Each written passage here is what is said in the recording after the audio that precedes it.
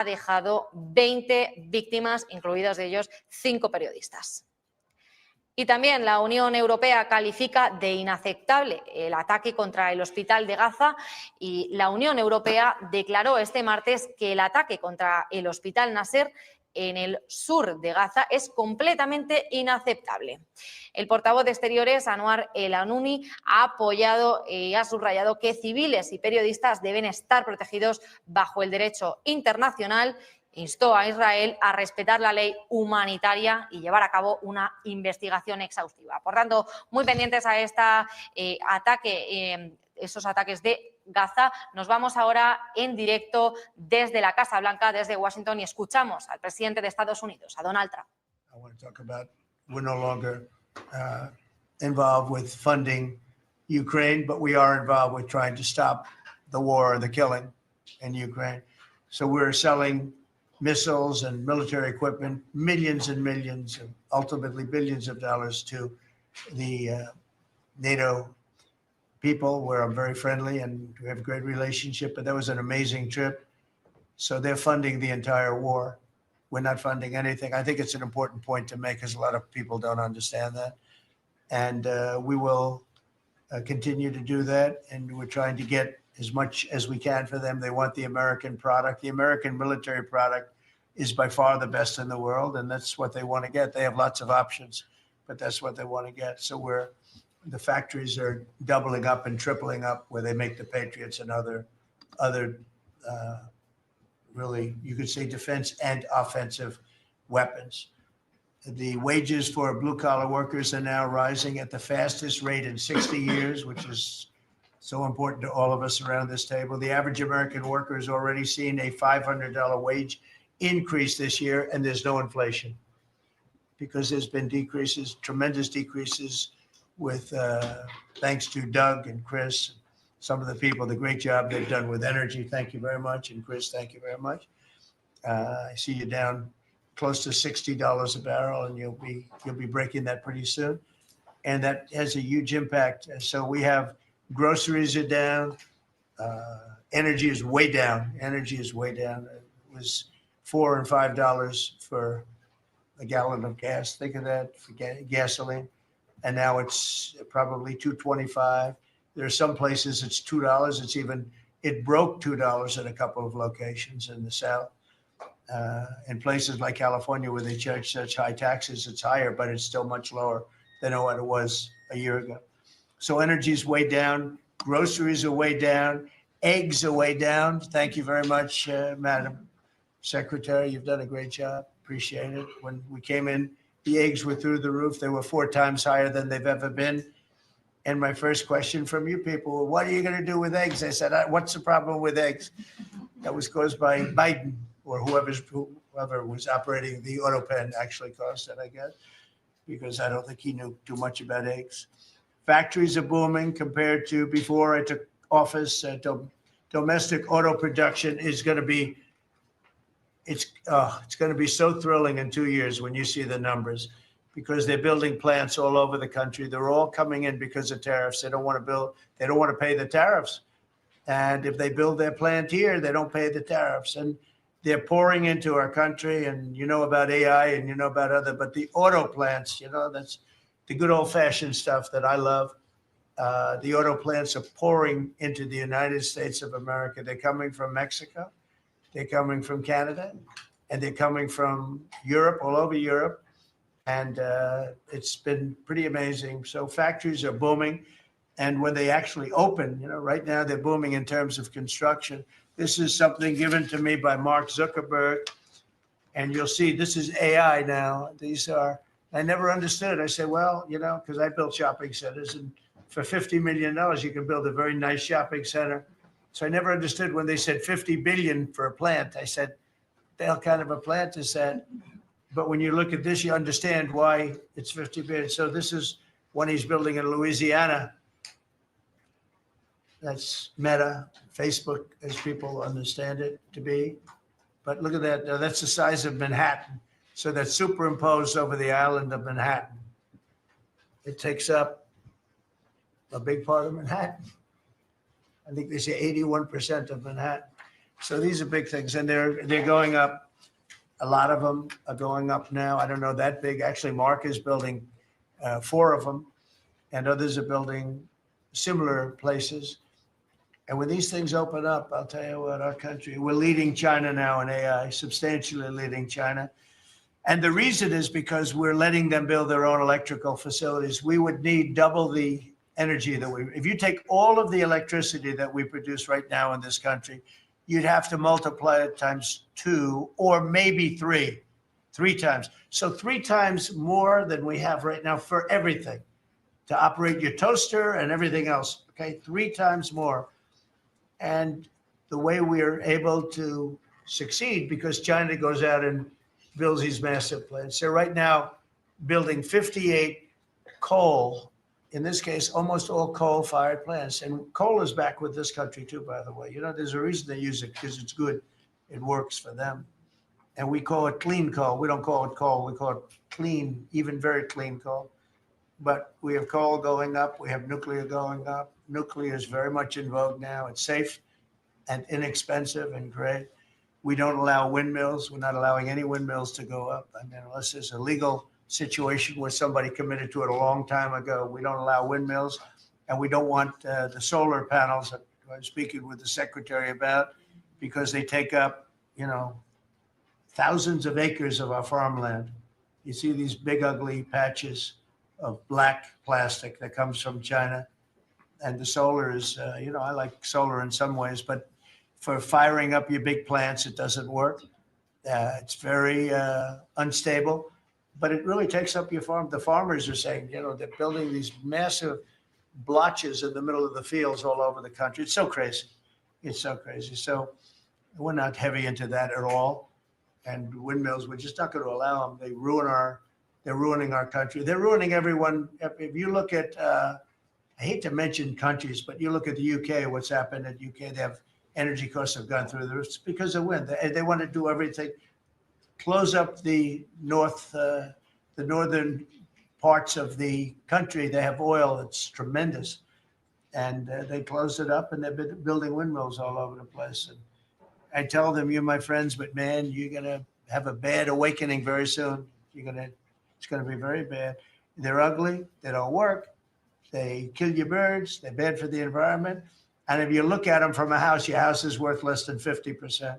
So I'm trying to have people learn about wind real fast. And I think I've done a good job, but not good enough, because some countries are still trying, and they're destroying themselves. Those are countries that are really destroying themselves. I hope they get back to fossil fuel, because right now, Chris, whether we like it or not, fossil fuel is the thing that works. And then you can add nuclear with it and other things, but fossil fuel is what works if we're going to fire up those big monster factories.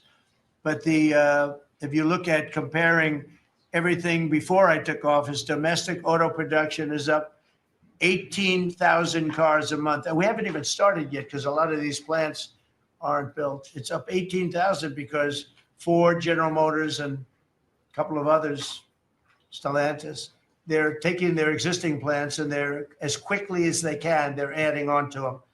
So when their plants open, because they're building big, modern, beautiful auto plants. But think of that, we're up 18,000 cars a month, and essentially all they've done is try and utilize their space correctly as their big plants open up. It's going to be, I hope they remember that it was this way. I hope this table gets a lot of the credit for what's happening. It gets all of the credit, because this would have never happened. We were going out of business in every way. We were losing. All the car plants were leaving this country. Now they're all coming back in, and they are coming from Canada, and they are coming from Mexico, but they're coming from Germany. They're coming from all over the world. Domestic steel production is up by 100,000 tons of steel a week. We have a 50% tariff on steel, aluminum, and various other things. Copper just got brought into the picture, and that means people are going to want to make steel here. We just made a deal with U.S. Steel. As you know, we have an outside company come in, spend $17 billion on building new plants, new everything. It's great, and it stays right here in America. So we're doing amazingly well on steel. And domestic oil production is up by more than 300,000 barrels a day. That's a lot of barrels. And you're going to be talking about that in a second, I think, Chris and Doug. These two people have done a fantastic job, and we have the oil price down to about $62 a barrel. So just so you understand, because a lot of you like to talk about costs and prices, but I watch so much fake information. Product costs are down. Energy is way down. Energy brings things down. You know, with energy, that's what happened with Biden. He stopped our program, and then he went back to it when he realized that it looked like you're going to be paying numbers that nobody's ever seen, like $7 a gallon. You're going to pay $7 a gallon. They were up to $7.5. So then he immediately went back to the Trump plan that they terminated, but it was too late for them. It was too late. They blew it. They had a great thing going. I gave them something great, and they blew it. Since the inauguration, we've created over 500,000 new private jobs. And if you notice, when the numbers come out, government jobs are going down and private jobs are coming up. And that's what really fuels the country. It's easy to hire people and pay them for doing something that maybe is not very productive.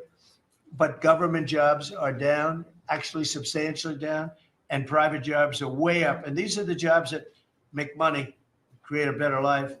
Meanwhile, we've reduced the number of federal bureaucrats by 84,000.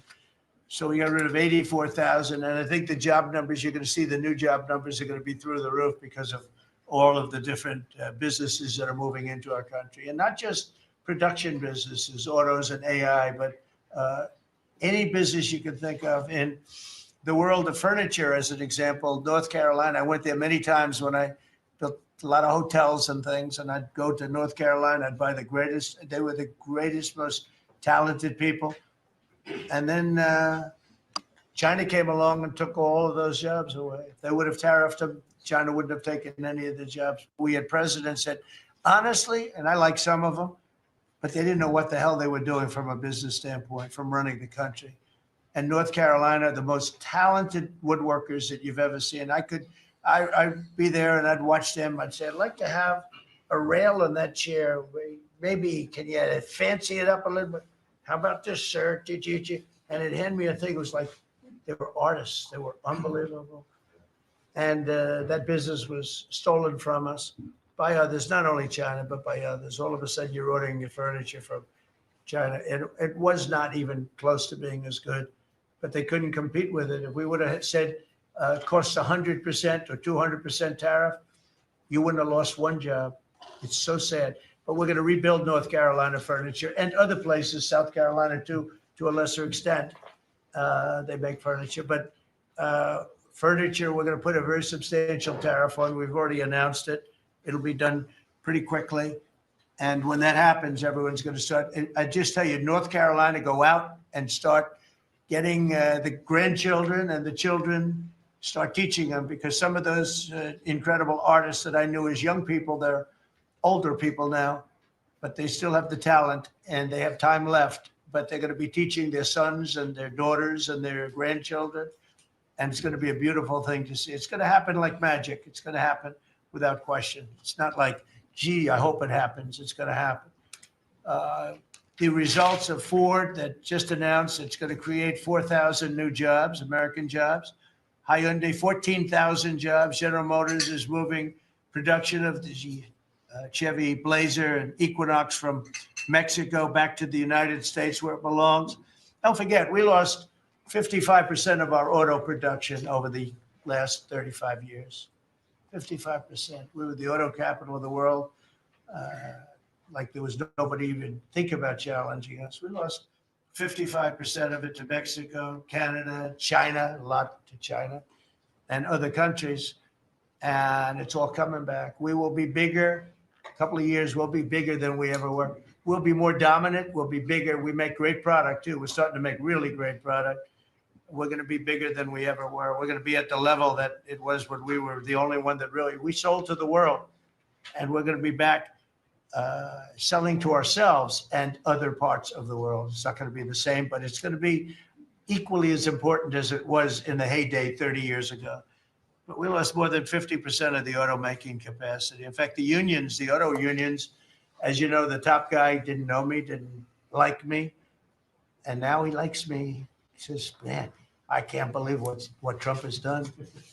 But the auto workers voted for me. They understood better than anybody else. The auto workers, the Teamsters voted for me. Teamsters are great. They all voted for me.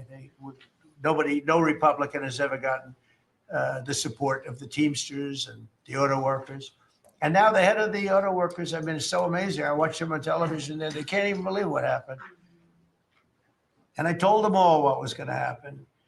We secured new market access for American agricultural exports all over the world. Our secretary is doing a great job. Thank you, Brooke.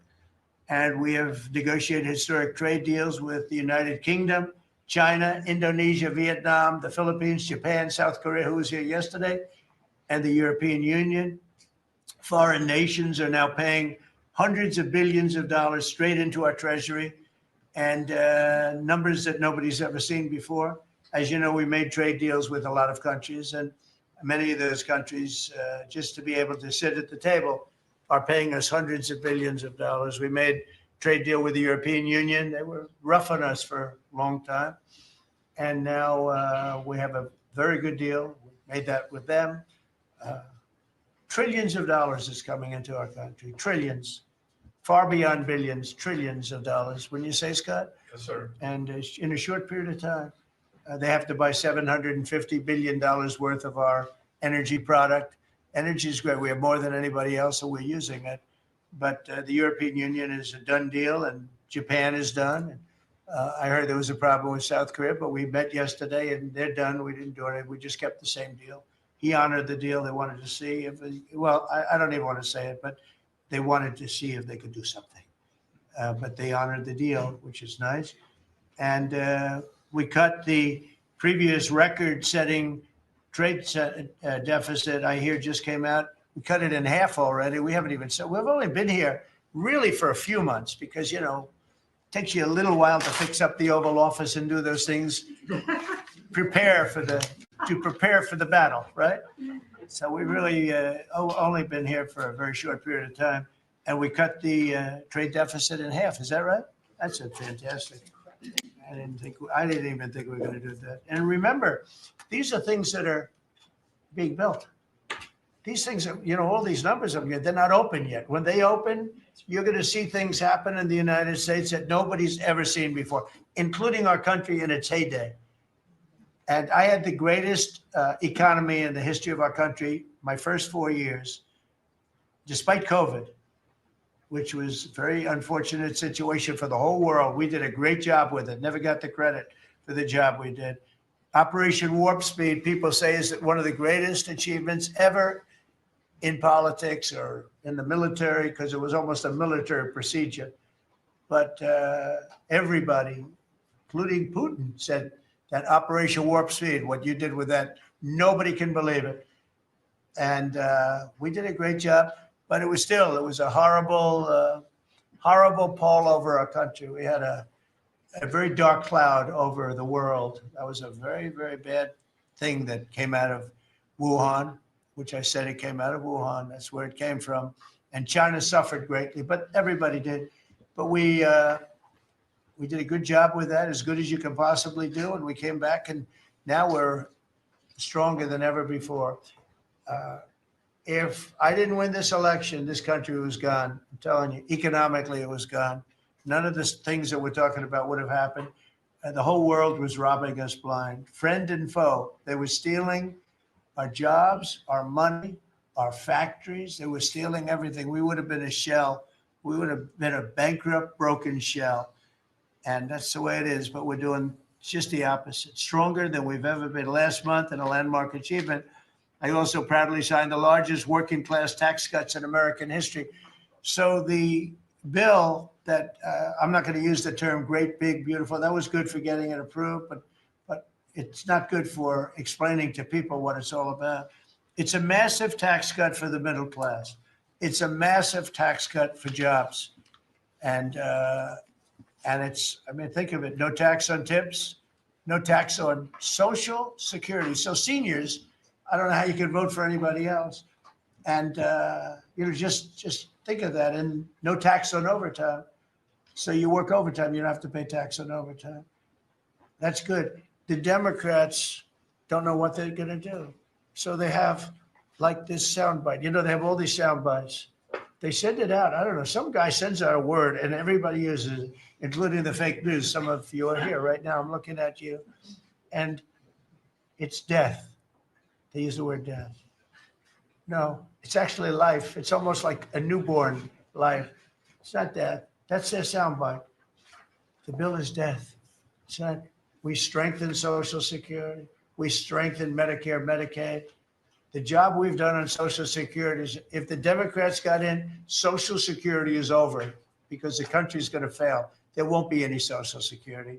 And I made that pledge to you. We're going to take care of Social Security, Medicare, Medicaid. And we're doing that in spades because the country is becoming so successful again. And it hasn't been this successful. I think in the end, it will never have been this successful. I don't think it'll even be close with what's happening.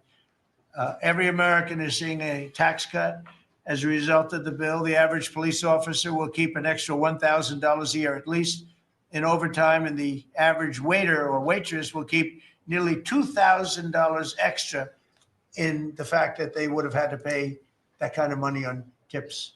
And I never realized that the government was so strong on that. But waitresses, waiters would tell me that the government would go after them. It was horrible. That's how it all started with me. It just was incredible. And the biggest thing was, again, the $4 trillion that they found. They said, well, that was nice. They should have announced it. I could have told them that. And I don't know. It should be simple. But a lot of people didn't understand it. Actually, a lot of good people didn't understand it. But now they're saying, Trump was right. They'd never seen anything like this. And I don't know what it is, Scott. They didn't understand what we were trying to explain to them was going to happen. Everybody's moving back to the United States because they don't want to pay a tax. If they're not here, they have to pay a tax. And it didn't seem that complicated, but it's working at a level that nobody can imagine. This is working $4 trillion, but that's a big number. It's a number that nobody ever heard of before. But 4 trillion is exciting, but that's nothing compared to what's happening because these places haven't even opened yet. Some of them haven't even started hiring yet.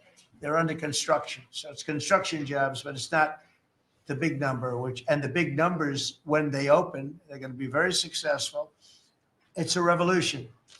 We're also working on things to ensure that the awesome power of artificial intelligence is used to benefit all Americans, including American workers and also American children.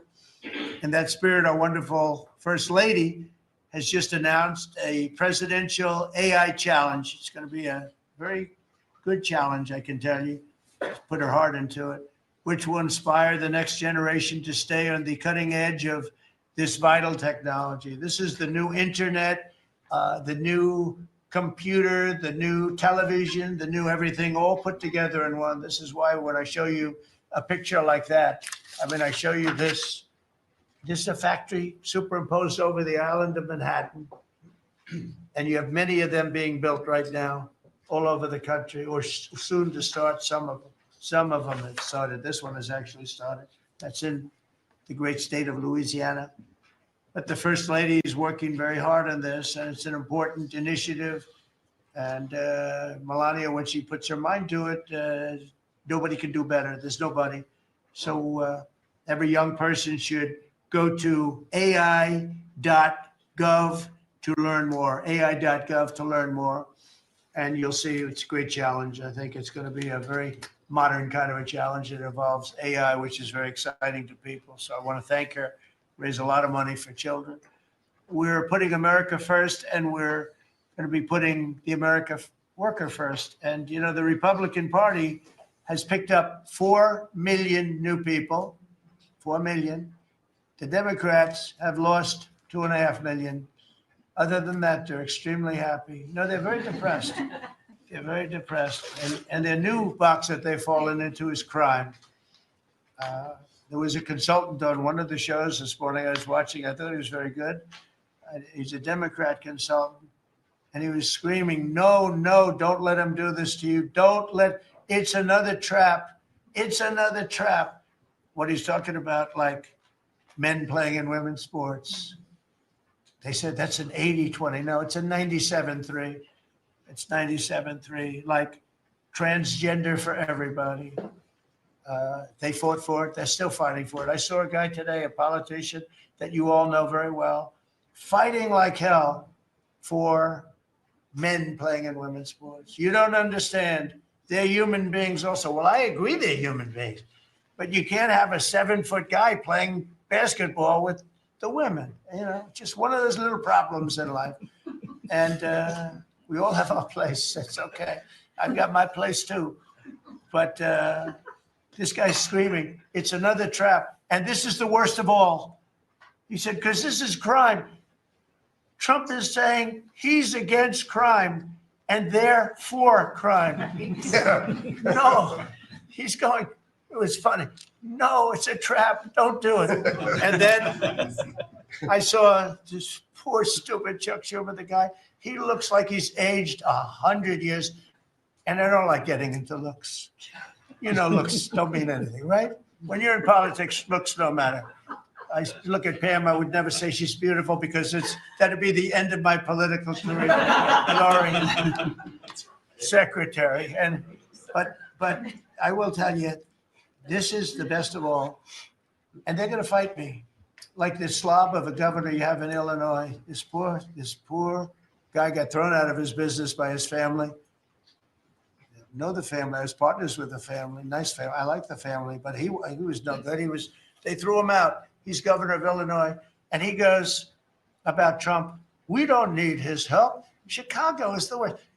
These places are really bad. Crime in D.C. was the worst it ever was. You know, they make up stories. Crime in D.C. was the worst ever in history. And now, over the last 13 days, we've worked so hard. We've taken so many, there are many left, but we've taken so many criminals, over 1,000. I watched a man from Maryland who said to me, I mean, sir, you're the greatest president. You're doing an unbelievable job. What a great job. Governor Moore, has anyone heard of him? He's another hopeful for president. I don't think so. But I met him, and I didn't realize it was on camera. Did you see they caught him on camera? I was at a game, I don't know, like the Army-Navy game or something. And I met him in a hallway. And as usual, you do your job very well. One of these great cameramen had it on tape. But I met this gentleman. I never met him before. Sir, you're doing a great job. You're doing an unbelievable job. Thank you very much. But then he goes on television and says, oh, Trump is a dictator. He's a dictator. And a lot of people are so the line is that I'm a dictator, but I stop crime. So a lot of people say, you know, if that's the case, I'd rather have a dictator. But I'm not a dictator. I just know how to stop crime. And you would think that Illinois, where they have such a problem with crime, such a bad governor, he should be calling me and he should be saying, could you send over the troops, please? It's out of control. It's out of control. In New York, it's out of control. Not as bad as Illinois, by the way. Not even close. In California, you would have not had the Olympics had I not sent in the troops, sent in the National Guard. They did a fantastic job. We have the Olympics. We have the World Cup coming. I got them in my first term. And I was really sad because I said, oh, boy, I got them and I won't be president. And little things happen. Thank you, God. Thank you. Little things happen. Think of it. You can ask Johnny. Johnny would tell you he's the head of World Cup. He's a great guy, too, great commissioner. But he's the head of the World Cup. He said, Trump is the only reason we're doing this. And the sad part is that I was not going to have it. I would have to be, probably I wouldn't have even been invited to the game, depending on who's president, right? And I got that. I did not get 250, okay? The 250th anniversary, I did not get. I'd like to claim it, if I might, but I did get that. That was whether I was president or not, it was still 250. I'd like to take credit for it. What I will take credit for is we're going to have a better celebration under Trump than you would have had under some stuff. That I'll take care of. We're going to have a safer place, Christy, because of you and Tom Holman and everybody, right? But So we have 250 coming up. We have the World Cup coming up, which is like having 45 Super Bowls. And we have the Olympics coming up. So we're going to have a very exciting 3.5 years remaining. We're going to have a very exciting, it's going to be done properly. So I just want to tell you, our country's in incredible shape. Our military is strong and powerful and respected. We had some fantastic decisions from the Supreme Court that let us put the people into the military and other businesses that are best for the job, as opposed to some woke reason that was killing our country. That was a very strong, very powerful. You can now go into a company based on your ability, as opposed to being forced in based on some factor that cannot make our country great. That was a big decision, very, very big decision. And we've had a lot of great decisions, and we've all made some great decisions sitting around this table. I want to thank Scott. Unbelievable what's happening financially with you and Howard. And Vice President's involved in everything, and he's been great. And Marco has been really, I think you're born for this job. I don't think you should ever run for another office. I don't think you should, really. You're so good at this. He is so good. And everybody likes him, everybody likes him. But everybody, much more importantly than like, I think you would say, is respect. They respect Marco. They respect all the people around the table. So what I'd like to do is, I'd like to go around the table. You seem to like it. Your audience seems to like it based on ratings. And I want to mention, about crime, because we have a young lady here, Iris, of Epoch Times. You're Iris, aren't you, huh? And I heard you were very savagely mugged in the city, and I'm not going to let that happen under this administration. That was last year. And would you like to mention what happened? Of course. So first of all, thank you, Mr. President. You want to listen to this? For having me here to share my story to the room and to the broader public. My name is Iris Talman, White House correspondent for NTV, the sister media of the Epoch Times. So more than 2 years ago, it was a Saturday morning in broad daylight. I was on my way to work, and a young man with a black ski mask pointed a gun at my face and threatened me to hand over my phone, my wallet, my laptop, and everything else. And when I refused, he used the butt of his handgun to strike me across the face, in the cheek, or what some people call pistol whip me, before running away. And that has deeply traumatized myself and my family. Ever since, I've never dared to walk in the street of DC at night, ever. And my family was extremely worried. So, Mr. President, thank you so much for what you're doing right now. Thank you for being honest. Such incidents involve not just me, but also my family. If he had shot me, I could have died right there in the middle of nowhere without my families or my friends knowing, at the age of back then, I think 23. Right. Just starting my career here in DC without even starting a family.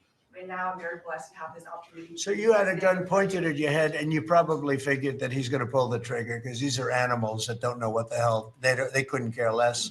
The pulling the trigger to him is a very minor event, and I'm sure he's done it before. So how did you, and you did refuse to give it, which would probably, maybe somebody would say that was not the right decision, right? But you refused, but I understand that. So, and then he hit you real hard. Yes. It's really amazing that you weren't shot, though. I'm very blessed, and that's why having this opportunity to stand here to share my story today. One, I'm very grateful for God for allowing me to still survive to this day, but also to Mr. President. Thank you for now making DC safer. Thank you very much. For us, for our families, for my parents, on my behalf of my parents, and now my baby on the way. Thank you so much.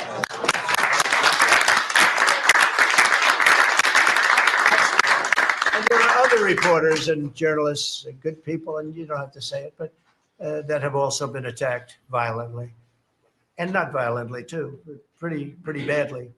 But and I bet you see a big difference in the streets right now. And this is only 12 days, but people are telling me they're going out to dinner now. They haven't. I told my friend, but I have a lot of friends that are going out to dinner all the time now in DC, and they weren't doing it 12 days ago. They would never even think. One of my friends went out 5 times. It was 4 times the last time I told. Now it's 5 times. He said, I love going out to dinner, and restaurants are starting to open again. A lot of them closed because, nobody wanted to go into a restaurant. Nobody wanted to get to a restaurant or even sit in the restaurant. But you see a big difference now, don't you? I do pass by Union Station every day on my way home, and I do feel a lot safer seeing the trucks right outside, seeing the National Guard troops members right outside. It just made me feel like I'm hopeful about these again, and one day hopefully we can raise our family here. Thank you very much. That's nice. And those are tough troops too. Those are not politically correct troops. We don't have politically correct anymore. We have tough guys, tough people, including some tough women. But we have tough people. And when you look at them, I tell you, they showed one scene where a bunch of Nicaragua guys or whatever, maybe MS-13, maybe MSDNC, okay? Because to me, they're worse. I think they're worse. MSNBC maybe is worse than Nicaragua. Real scum, real dishonest people. But anyway, they went into this gang. I think it was Nicaragua, Venezuela, and they weren't nice to this group of people. The gang was calling them sir. Yes, sir. Yes, sir. Get out of here. Get the hell out of here. You're no good. Get out of here. And yes, sir. Yes, sir. Yes. These are people that beat up people all day long. And they're calling these soldiers. That's what they are. They're real soldiers. There's no games. I said, you don't have to be politically correct. And you know the way they used to spit in the face of the soldiers, with the soldiers standing like this, and you'd have some guy or some woman sometimes screaming at them from 1 inch away. They're standing there and they're told you cannot do anything. And they start spitting, actually spitting in their face. And I said, you spit, we hit. And they're totally authorized to do that, all of those things. But your story is great. And there are other stories here, but they don't have to tell them. But some people are ashamed to tell them. They don't want to tell them. But it was like a jungle. And it's not a jungle anymore. And it's going to get so good that this will be the safest capital there is. It'll be one of the safest places in our nation anywhere. And right now it's one of the most unsafe places, but not now. 12 days ago, it was the most unsafe place in our nation. And they have to stop issuing false crime numbers because, I heard the mayor and I like the mayor, fine.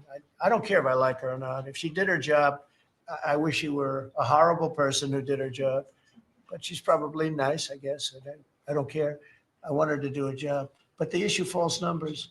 She said, crime is down, before we got, now they can say crime is down. Crime is very much down.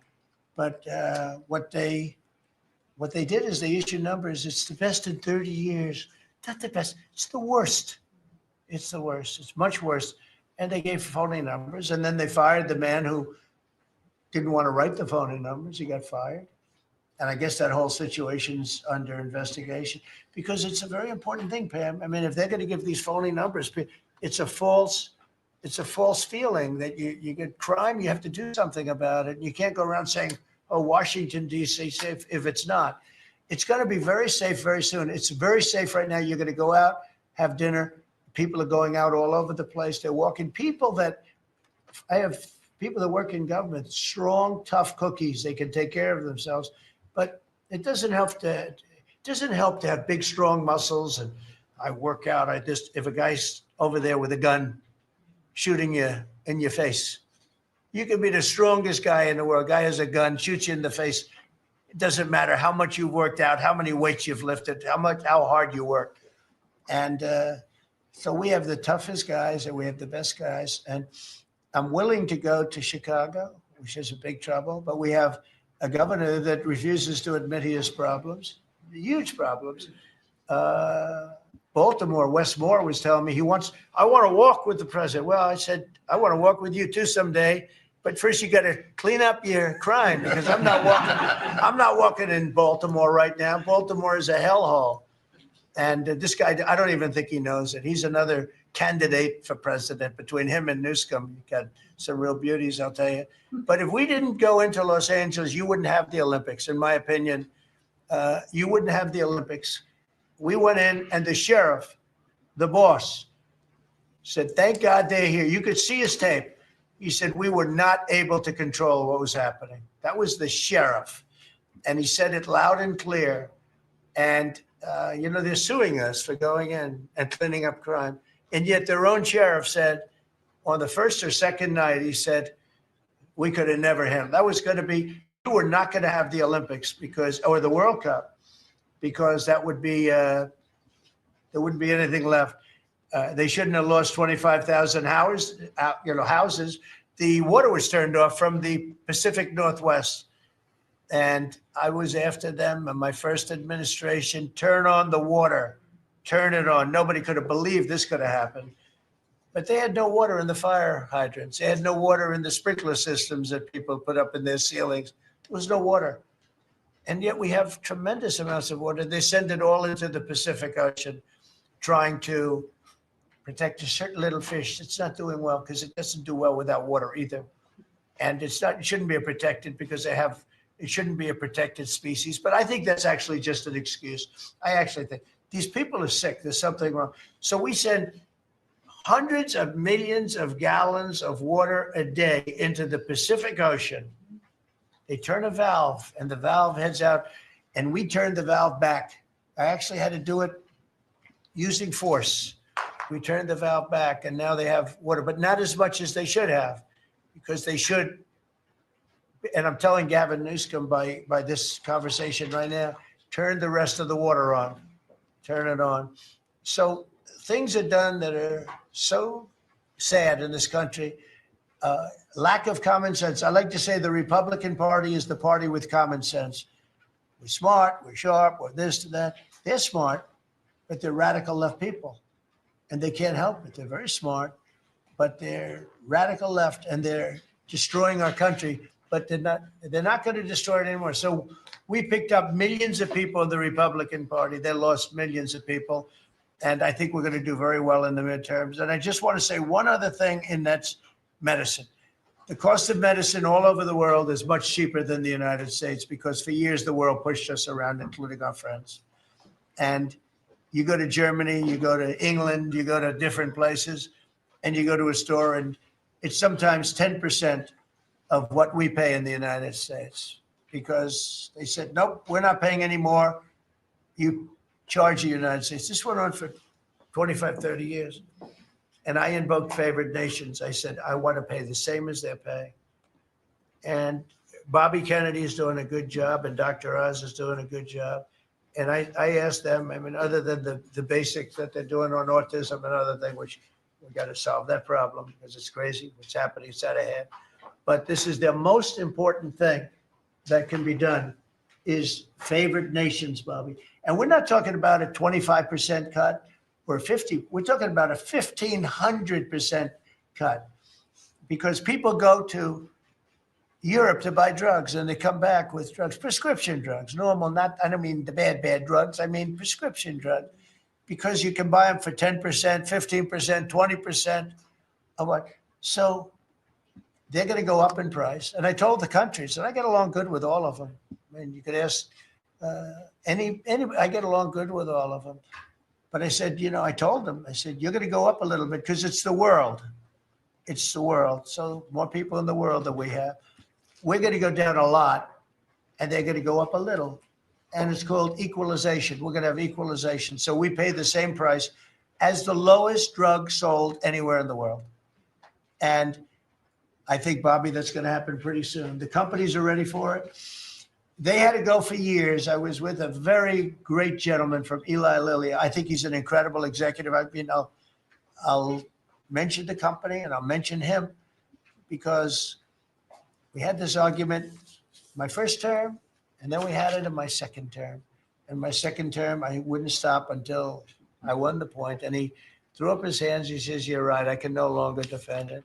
I can no longer defend that a pill that's made by Johnson & Johnson in a factory, in the same factory in the United States versus a place in Europe or other places, including Canada, by the way, you could buy it for 10% or 15% or 20%, the cost of what we're paying. Well, we'd pay 5, 6, 7 times more money. He said, it's the hardest part of my job, defending that. I'm not going to do it anymore. I'm saying that we have to get down to business. And that's a great company. He's done a great job, and I appreciated it. And it really broke the ice because they were sending, well, we have to do research and development. Well, you have to do it for Germany and all these other countries too. Well, they think the United States should bear it. I mean, I heard this stuff and I finally said, it's over. Now, you have to have somebody that can get these countries to do it. I told them, if you don't do it, we're going to charge you a 25% tariff on everything you send into our country. That's much more money than what we're talking about. Then we have to get the drug companies to do it, and they'll do it because we have tremendous power over the drug companies too. So we're going to get it done. I just hope we get it done fast, Bobby, because this thing should go fast. But we're going to get the cost of medicine is going to be 1,000%. Think of that, not 2%. And I'll just tell this last story. When I was in my first term, in my last year, I was so proud of myself because drug prices went down for the first time in 28 years under my administration. You know how much it went down? 1/4%. And I was so proud of that. And I held a news conference. I think you'll be able to find it, congratulating myself and my administration because for the first time in 28 years, drug prices went down 1/4%. That isn't tiny, but it still went down. And I thought it was great. And then I realized, you know, it's a very complicated business and formula. You got to be very smart. I said, we're really getting ripped off by the whole world. The whole world is ripping us off. And what happened is I got on this kick and I got the drug companies to agree. And I got countries to agree.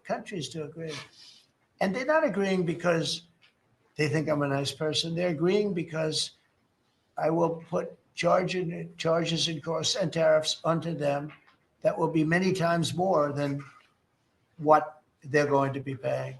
So the companies are there and the countries are there. And we got to get it done, Bobby. We got to get it done. And we're going to have the biggest price of that. Now, that's going to lower Social Security, Medicare, This is going to lower everything because drugs go for everything. It's going to have the biggest impact, I think, of anything that can possibly be done. But your costs are going to be going down for medicine, for prescription drugs, will be going down at levels that nobody ever thought possible. And that's going to happen in a matter of a very short period of time. And we're all set with the countries and we're all set with the companies. That's all you need, the two. And the middleman gets cut out. Under this scenario, the middleman doesn't exist anymore. That was the other thing. They always blamed the middleman. I said, who are the middlemen? Nobody knew who the middleman was. You know, That's right. they had the most complex formula. It was genius, but they didn't get away with it. So I'm counting on Bobby. Do you want to start, Bobby? Maybe we'll start with you. You can start with that and then go on to what we're talking about. We are deep into MFN negotiations, most favored nation status negotiations with 14 companies. Howard Lutnick is a breath of fresh air, and I think he's going to help us get across the finish line with the leverage that we have from tariffs. They're smart. Don't let them get away with it, Howard. Well, the combination of Bobby's MFN and the 232 pharmaceuticals, which we launched together, Right. when you put those two together, it really gives Bobby the tools to go execute your plan. So I'm supporting Bobby as he executes his plan. Good. Right? Yes. And this cabinet meeting is supposed to be about working Americans, bringing jobs back to this country, and particularly rural America. And I want to mention the big, beautiful bill. Right now, we spend 7% of Medicaid dollars on rural hospitals. So they're getting the short end of the stick. It's about $19 billion a year. Under the Rural Transformation Program, we give them an extra $10 billion a year. So we're raising an infusion of cash to rural hospitals and rural communities by 50%. It's going to be the biggest infusion in history, and it's going to restore and revitalize these communities. And we can't survive as a nation if we don't honor our rural communities, which are the source of our values, our virtues, our character, our economy, our food. And you are bringing that back. You are bringing those communities back. I wanted to talk, because you mentioned the wind farms, we now have an interdepartmental coalition, a team, which is Doug Burgum and Howard Lubnick and Chris Wright and Pete Hegseth. We're all working on this issue. And Lee, we're all working together on this issue. We're meeting together. There are right now 11 wind farms planned that were launched during the Biden administration. Between Maine and Virginia, it's 1,130 towers. These towers are twice the size of the Washington Monument. The blades on them They're are massive. It's so crazy. The blades are 350 feet long, one blade. One of these blades blew up on Nantucket last summer, and the water was filled with shards of glass, of sharp glass, so it's dangerous to swim. They had to close the beaches, but they have indemnified themselves so the local communities can't sue them. None of these projects are bonded. If you build an oil derrick in the Gulf, you got to put a bond down. There's no bond for dismantling them, and that's one of the tools that Doug is now using to challenge some of these projects. None of the cost of energy from these projects is 39 cents a kilowatt hour. The average cost in this country is 17 cents per kilowatt hour. And natural gas is 3 cents. Right. So it is the most expensive energy. I've been representing commercial fishermen for 40 years. They are so excited about what you're doing, Mr. President, because their fisheries are being wiped out. As soon as they begin construction, the groundfish fisheries just disappear. The fish leave the area. They've killed 160 whales in the last 2 years.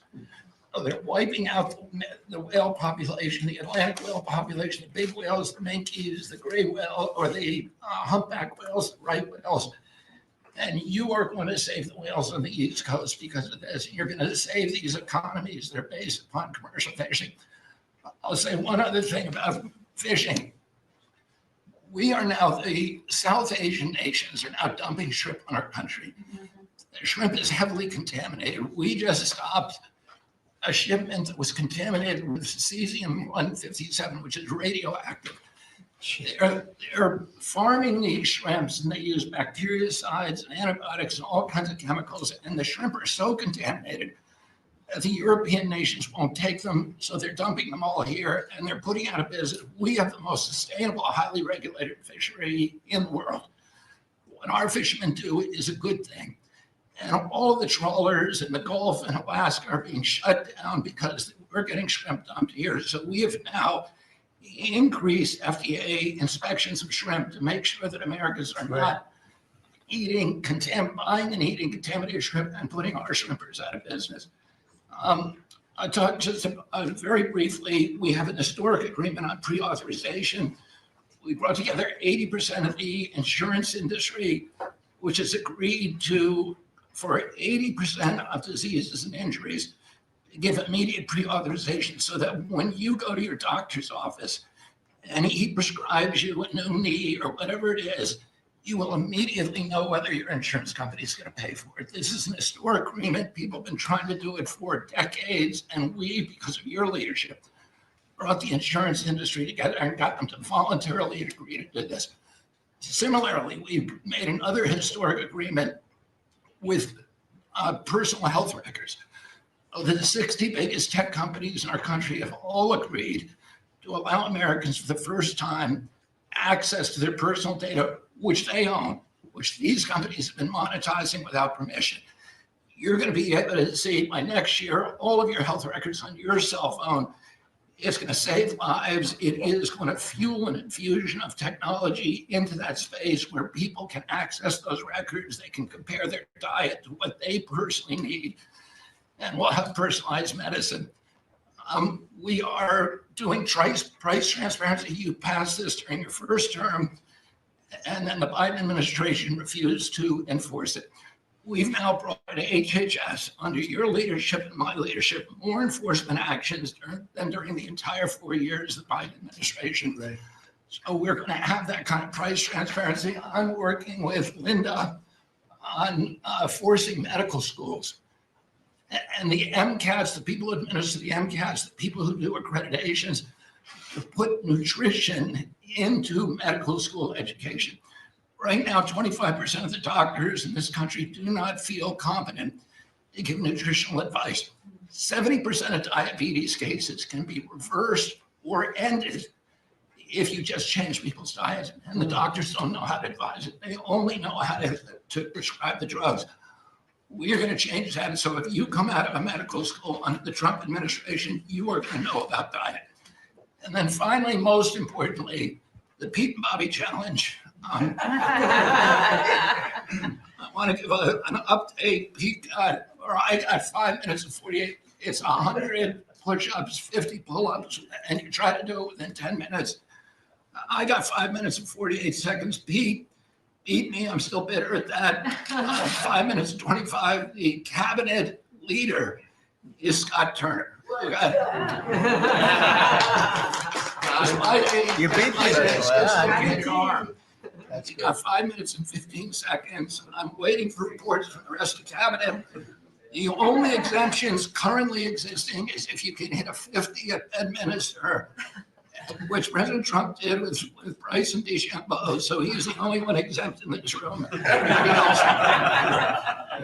That's great, Bobby. Bobby, autism, if I could just, I don't want to go too long because we have a lot of people, but the autism is such a tremendous horror show, what's happening in our country and some other countries, but mostly our country. How are you doing on that? We are doing very well. We will have announcements as promised in September.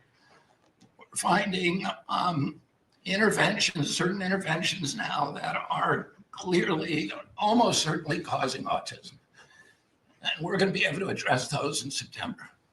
It's such a big day. I'm looking forward to that day because there's something wrong when you see the kind of numbers that you have today versus 20 years ago. And those numbers, what are those numbers, Bob? In 1970, the biggest epidemiological study in history was done in Wisconsin. They looked at 900,000 children and they were looking for autism. They knew what it looked like. And they were very, very precise about it. And they found an incident rate of 0.7, in other words, less than 1 per every 10,000 children. Today, our most recent numbers are 1 in every 31 kids. It's probably actually much worse than that because California, which has the best collection system, is reporting 1 out of every 19 children, American children, has autism, 1 in every 12.5 boys. So it's gone from less than 1 in 10,000 in 1970 to 1 in 12.5 boys. Think of those numbers. So there has to be something artificially causing this, meaning a drug or something. And I know you're looking very strongly at different things, and I hope you can come out with that as soon as possible. We will. So 1 in 10,000, and now it's 1 in 31 or 34 or 12 if it's a boy. Can you imagine that? 1 in 12. That's for a boy.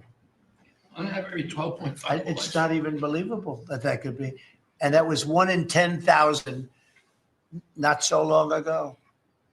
I've been hearing these numbers and they get worse and worse every year. There's got to be something. I think there's nothing, including favored nations and everything else, there's nothing that can be, if you can find out the reason that that's happening. And I know we're gonna do some things. I think we maybe know the reason. And I look forward to that press conference, to be with you on that press conference. That's going to be a great thing. Thank you, Bob. You're doing a great job. Linda, how about it? And we want nothing less than $500 million from Harvard. Don't negotiate, Linda. They've been very bad. Don't negotiate. Go ahead. All that's working well. Mr. President, thank you very much. Since we are focusing today on Labor Day, and I know that Kelly and Lori are both going to echo some of the things that I'll say as well. We are really focusing, on our workforce. But what I'm finding with great joy around the country is that states really are being innovative and working more with middle schools and with high schools to make sure that we are having hands-on learning, their pathways to jobs that are happening now. And if we see more and more of our community colleges working with our middle schools and our high schools so that high school students are graduating not only with a diploma, but a certificate that they have worked with, perhaps with a Toyota or another company that is coming in, public-private partnerships. And they're learning on the job so that when they graduate from high school, they're ready to go into the workforce. Because we know with all of these wonderful jobs that are coming back into the country through AI, through just our normal jobs, we need electricians, HVAC operators, et cetera. If we don't have this training, we're not going to have the workforce we need for all these wonderful jobs. So governors are really excited about this prospect. I've been now to several states and visited community colleges and tech schools with governors, and they're just all on board for getting this done. I think it's one of the best things that we're hearing relative to the job market. So we're just kind of focusing on that for today. So we're bringing education back to the states, to put it in a more simple fashion. We're going to let the states educate our children again. And, we're rated out of 40 countries, we're 38, 39, or 40. So obviously, it's not working what they've been doing for the last 30, 40 years. And if you go back, the best are like Norway, Denmark, Sweden, some of the other, Finland, they're very highly rated. If you go back to just take a look at anything you want to do, you just look at us in the past. If we gave Iowa or gave Indiana or gave, and I don't say every one of them, a guy like Gavin Newsom's not going to do well. Certain states won't do well. But even California, you cut it up into sections. You have Riverside, you have this, you have that. You cut it into 5 sections. And, if you had a good governor, you'd be able to do well. But certain states will be able to compete with Denmark, Norway, Sweden, and everyone. It'll be just as good. So I figure you have close to 40 of those states. Mm-hmm. And then you'll have 10, you'll have 5 that won't be very good. You have 5 disasters, and we'll have to work on those disasters. But for the most part, we will have education that will go zooming up in those charts, just like we have in everything else we've done. And I think it's one of the most important things we're doing at this table. So bringing education back to the states where you have the parents running it, where you have the school boards, they're local. We have people running from Washington that have never even been to the state that they're in charge of. They've never even been there, and I don't think they care about it. So we want to close up the Washington buildings, sell the buildings off, let somebody else get rich with the real estate, because it'll be a crime-free city. By the way, speaking of that, anybody murders something in the Capitol, capital punishment, capital punishment. If somebody kills somebody in the Capitol, Washington, D.C., we're going to be seeking the death penalty. And that's a very strong preventative. And everybody that's heard it agrees with it. I don't know if we're ready for it in this country, but where you have it, it is, we have no choice. So in D.C. and Washington, states are going to have to make their own decision. But if somebody kills somebody, like you could have been killed, very lucky you didn't get killed, it's the death penalty, okay? Fantastic job you're doing. Thank you, Linda. Very much appreciated. How are you doing with the colleges, by the way? You're doing some pretty good work in terms of getting them to treat people fairly. Well, interestingly enough, since we've been negotiating with some of the Ivy League schools, I have presidents of universities calling every single week. They want to sit down and talk to us about all of the steps that they are taking, because they would like to not come under the same investigative program. And so it is having its desired effect. That's great. So if you fire a shot across the bow, the big guys, people kind of step in line and know you mean business. And we have teeth in these agreements. And I'm proud of the work that we're doing there. Well, they misbehaved. And some of these schools are getting billions and billions of dollars, and they misbehave. So that's it. And so one way or the other, we're going to win that whole thing. It's going to straighten them out. Okay. Thank you. Great job. Lee, please. Mr. President, the Trump EPA has a special Labor Day message to America's workforce, especially our auto workers, our coal miners, our steam fitters, our pipe fitters, and the list goes on. See what a difference a year makes. A year ago, the way that the Environmental Protection Agency was operating, The choice was made to protect the environment. We would have to strangulate the economy. That's the way that the EPA operated for years. There was a binary choice. We had to choose one or the other. The Trump EPA completely rejects that. See, we choose to protect the environment and grow the economy. And a very special shout out to Russ Vogt and his team at the Office of Management and Budget. We give him a lot of work. He's happy to do it. Dozens of different deregulatory actions. We just announced a proposed rescission of the 2009 Obama EPA endangerment finding, all of the light, medium, and heavy duty vehicle regulations that followed. It is the single largest deregulatory action in the history of the United States government. And when you add up the dozens of different actions that we have announced and that we're working through in one agency in 1 year, we'll do more deregulation than entire federal governments have done across all agencies, across entire presidencies. And what we are accomplishing would not be possible if not for the support of the rest of this team you've assembled around this table. The well-oiled, well-wired machine at the White House, led by Susie Wiles, and the DCOSP, the policy shop, led by Stephen Miller, they have been amazing to work with. I was just in Iowa with Administrator Loeffler, who made an announcement with Secretary Rollins to reverse the deratement on diesel exhaust fluid systems. Mr. President, you said you wanted water flowing faster. Working with the Secretary of Energy, we've done our part to do that, to get gas cans flowing faster, to stop that annoying start-stop feature in vehicles. See, people out there might say, well, why are you focused on all of these little things? If it's little to you, it doesn't mean that it's not a very big deal for millions of other Americans. The charge was clear when you called me in November and you asked me to do this job. Clean air, land, and water for all Americans. Unleash energy dominance. Advance cooperative federalism, permitting reform, make America the AI capital of the world, bring back American auto jobs. What we are accomplishing now, again, wouldn't be possible if not for your leadership. I'm grateful to the American people for electing you and our amazing vice president. I was just in Mexico City announcing and signing on behalf of the Trump administration an agreement with Mexico for a permanent solution for the Tijuana River sewage crisis, which you have been so outspoken and passionate about in our conversations. It would not be possible if not for Secretary Rubio, Deputy Secretary Landau, U.S. Ambassador to Mexico Johnson. The team at the State Department has been incredible. The work with the NEDC on permitting, to be able to get new pipelines built, to get new factories started.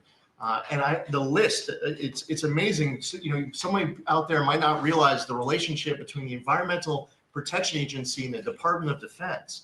The amount of work with Secretary Hegseth and the Army Corps, from responding to the LA wildfires, to getting more water flowing in California, which is also something that Secretary Burgum is involved with, to helping the farmers, the ranchers and landowners to revise the waters of the United States definition so they don't have to go hire an attorney or a consultant to tell them whether or not a water on their property is subject to federal regulation. Thank you for putting this entire team together. It's an honor to be at the Trump EPA, where we choose to both protect the environment and grow the economy. It's a very happy Labor Day for America's workforce.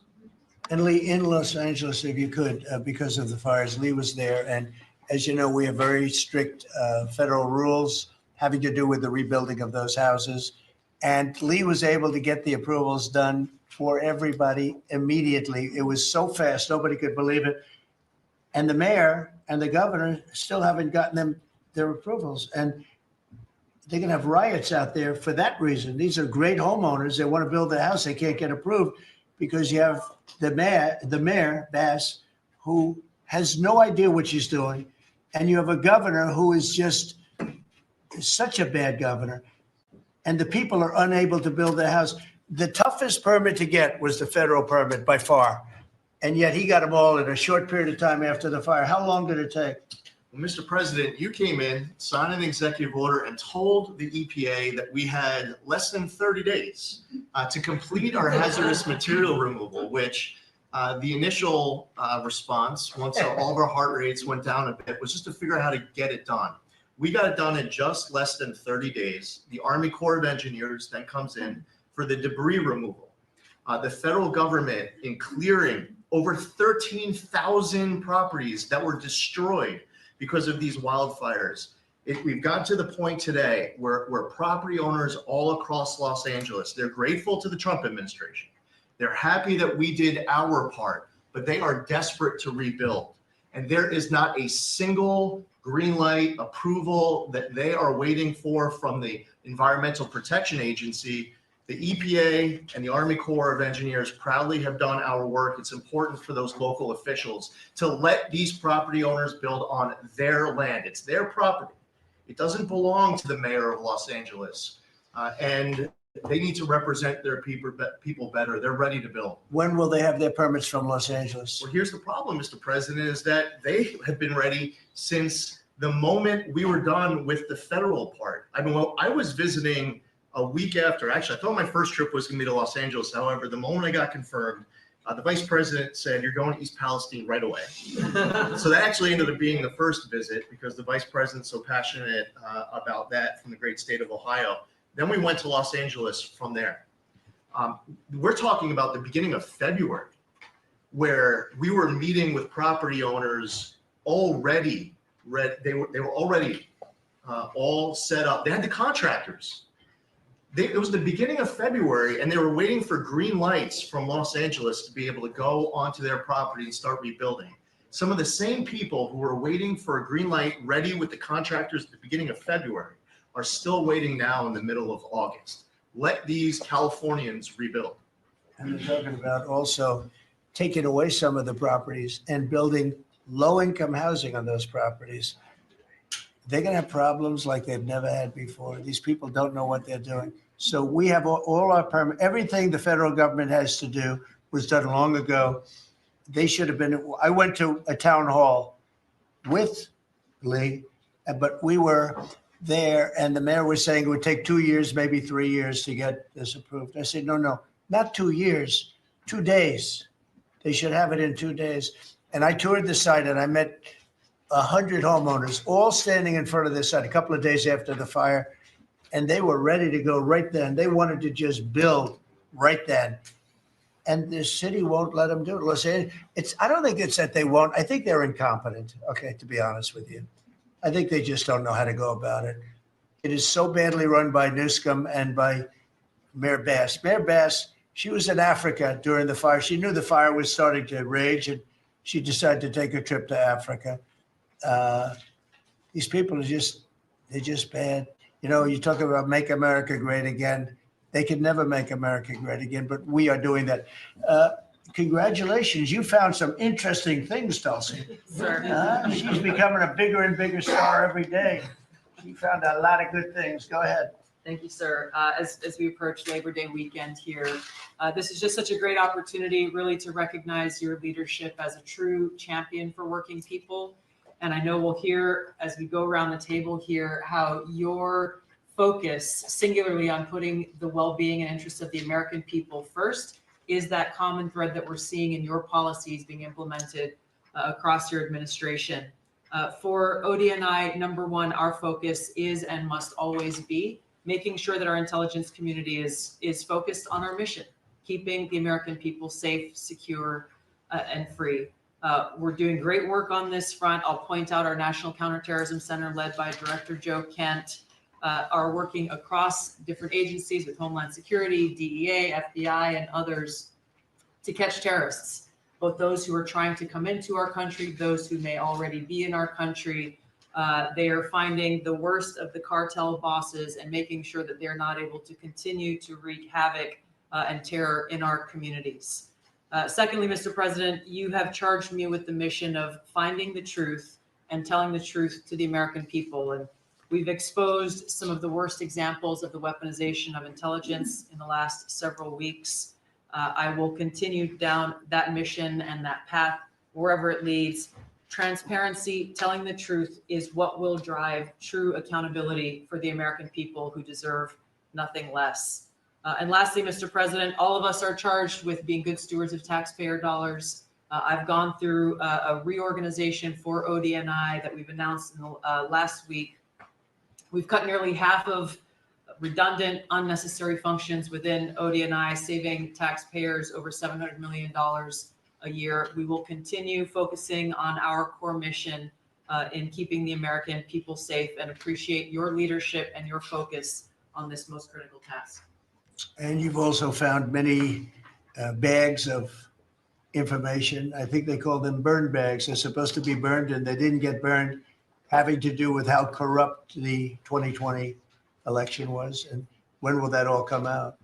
Mr. President, I will be the first to brief you once we have that information collected. But you're right, we are finding documents literally tucked away in the back of safes in random offices in these bags and in other areas, which again speaks to the intent of those who are trying to hide the truth from the American people and trying to cover up the politicization that was led by people like John Brennan and James Clapper and others that have caused really immeasurable harm to the American people and to our country. Great job. Thank you. We look forward to hearing it. The public looks forward. Thank you very much. Administrator. Thank you, Mr. President. Well, everyone knows there's no stronger advocate for hardworking American families than you, sir. Thank you for the largest tax cut in American history for working families. The average family of four is going to save about $10,000 take home pay more a year. And what we're seeing is an increase in the child tax credit, the increase in the standard deduction. Hardworking families are going to benefit from this bill, and small businesses. There's no bigger beneficiary than Main Street, because small business makes up 99% of all businesses in this country. I've traveled to nearly half of our states, 24 unique states. I've made 40 state visits. In fact, I was with our great vice president at a small business manufacturer in Georgia last week.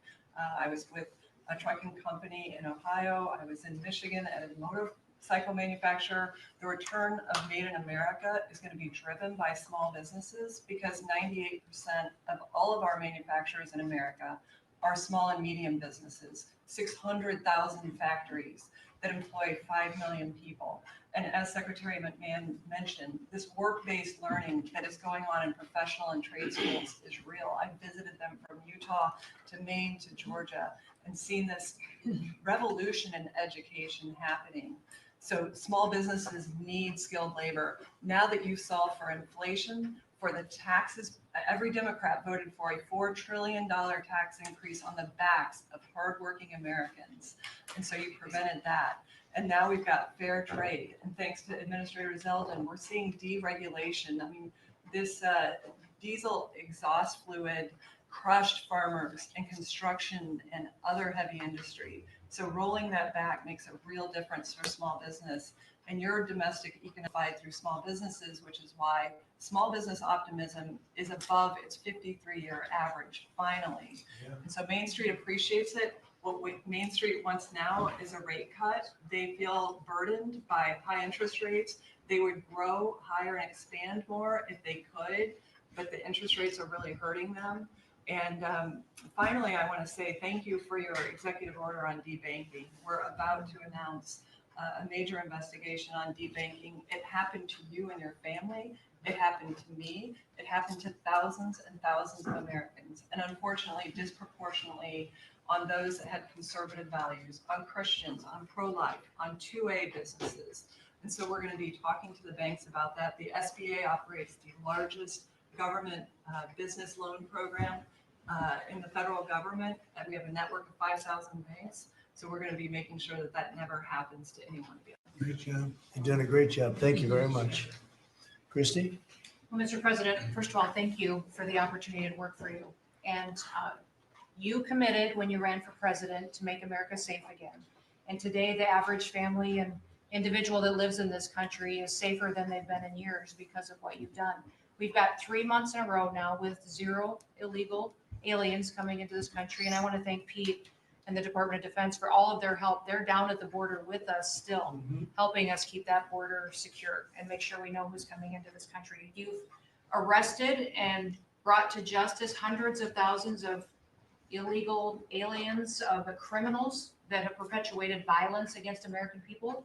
Sir, you've had 1.6 million people voluntarily go home to their home countries that were here in this country illegally. Because of your strong message and you enforcing the law, they decided to go home on their own so that they could come back the right way someday and be American citizens. But what I think is one of the most remarkable statistics is that under Joe Biden's administration, 88% of new jobs went to foreign-born individuals.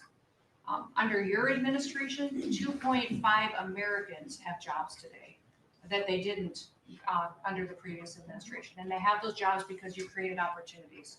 You made this country safe. You opened up the economy. You enforced the law.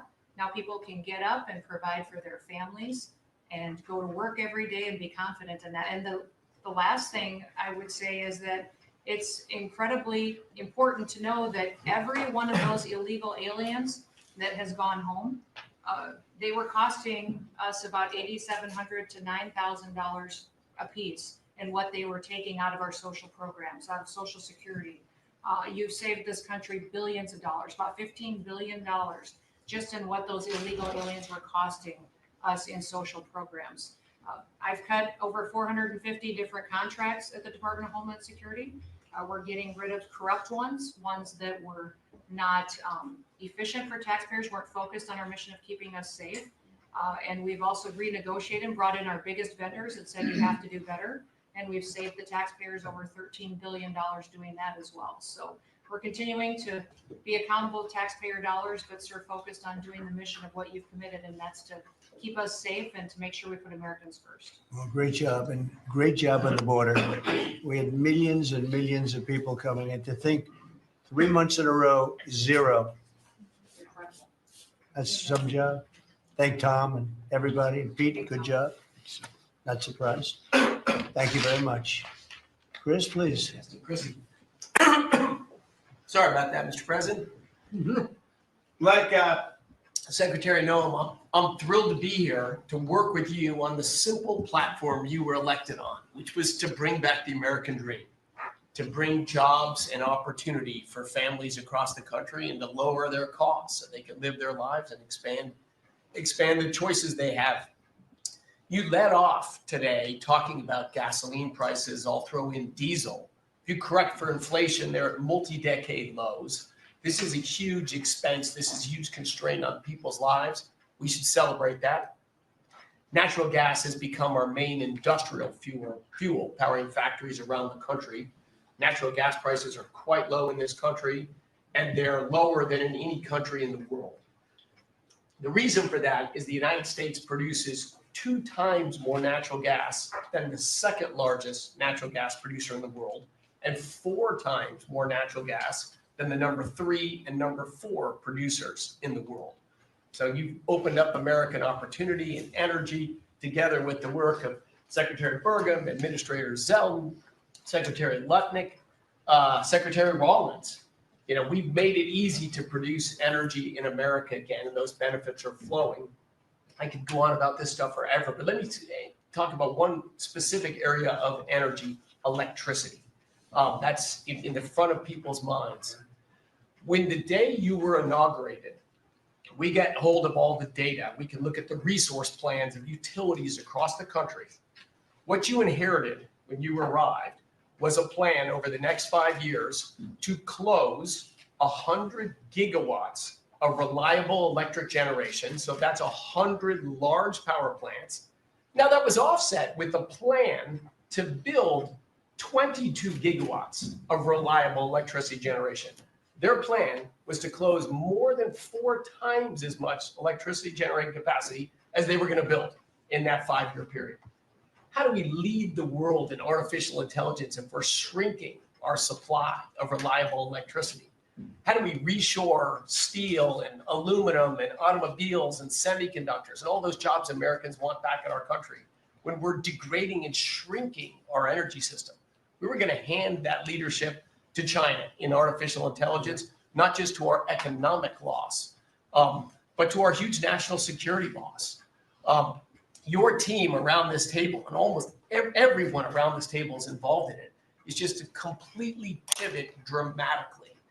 We're stopping the closure of all these plants way before their retirement date. Some plants get to their end of life. That's a small percent of the plant closures. Most of those were just political nonsense at the cost to American taxpayers. So we have rapid new construction of power plants under in the United States. We're doing everything we can with suppliers who build the equipment for these power plants. They've got to build their factories bigger to build power plants in America. People thought those days were past. We weren't going to build big things in America anymore. We're just going to keep sending it over to Asia and overseas and just buy other people's stuff. Totally nuts economically, totally nuts for national security, and of course, crushing for working Americans, particularly Americans that work with their hands. But we are seeing a revitalization of those people, of that optimism. You showed that picture of that plant being built in Arkansas, dozens of those under construction, just in artificial intelligence. But the reshoring of steel, of aluminum, of plastics, of fertilizer, semiconductors, like this, America is the land of opportunity. How did we get to become this awesome nation? Because we believed in the American dream and we leaned in on it. But the wealthy in our country and the coastal elites that live away from where stuff's actually made, they just lost their way, and politicians just let them have it. Your tireless campaign and your relentless messaging made people realize the American dream isn't dead. It's just been smothered, and we're unsmothering it and setting it loose. God bless your efforts. God bless your assembly of this team around this table. We're bringing the American dream back. Yeah, thank you, Chris, very much. Great job you're doing. Appreciate it. Lori, please. Mr. President, everybody here who spoke works at the Department of Labor, clearly, which I love. They have all the correct talking points, but I think that's a testament again that we are all working together every single day. We talk to each other often, and the workforce, the skilled workforce, the education factor, retirees, it's been so important because they all touch the Department of Labor, and I have the opportunity to work with every single one. If you all haven't stopped by the Department of Labor, Mr. President, I invite you to see your big, beautiful face on a banner in front of the Department of Labor, because you are really the transformational president of the American worker, along with the American flag and President Roosevelt, because we're bringing business and labor together. And I was so honored to unveil that yesterday, and everybody is taking note of that. You also mentioned crime, and I think it's been important for my colleagues to recognize that now American workers can return to work and feel safe, that business owners aren't shutting down their businesses because they're afraid they can't protect their workers, and now it's open for business again, and it's starting right here in our nation's capital. Many things have been mentioned about consumer confidence up, unemployment is holding steady, and more than 2 million net jobs for native-born Americans has been key under your leadership. 84% of the workforce and jobs has been produced by the private sector. I think that was the mission of this administration and the Department of Labor. And I will continue to say for a little bit longer until I heard you today, the one big beautiful bill, because it equals one big beautiful workforce.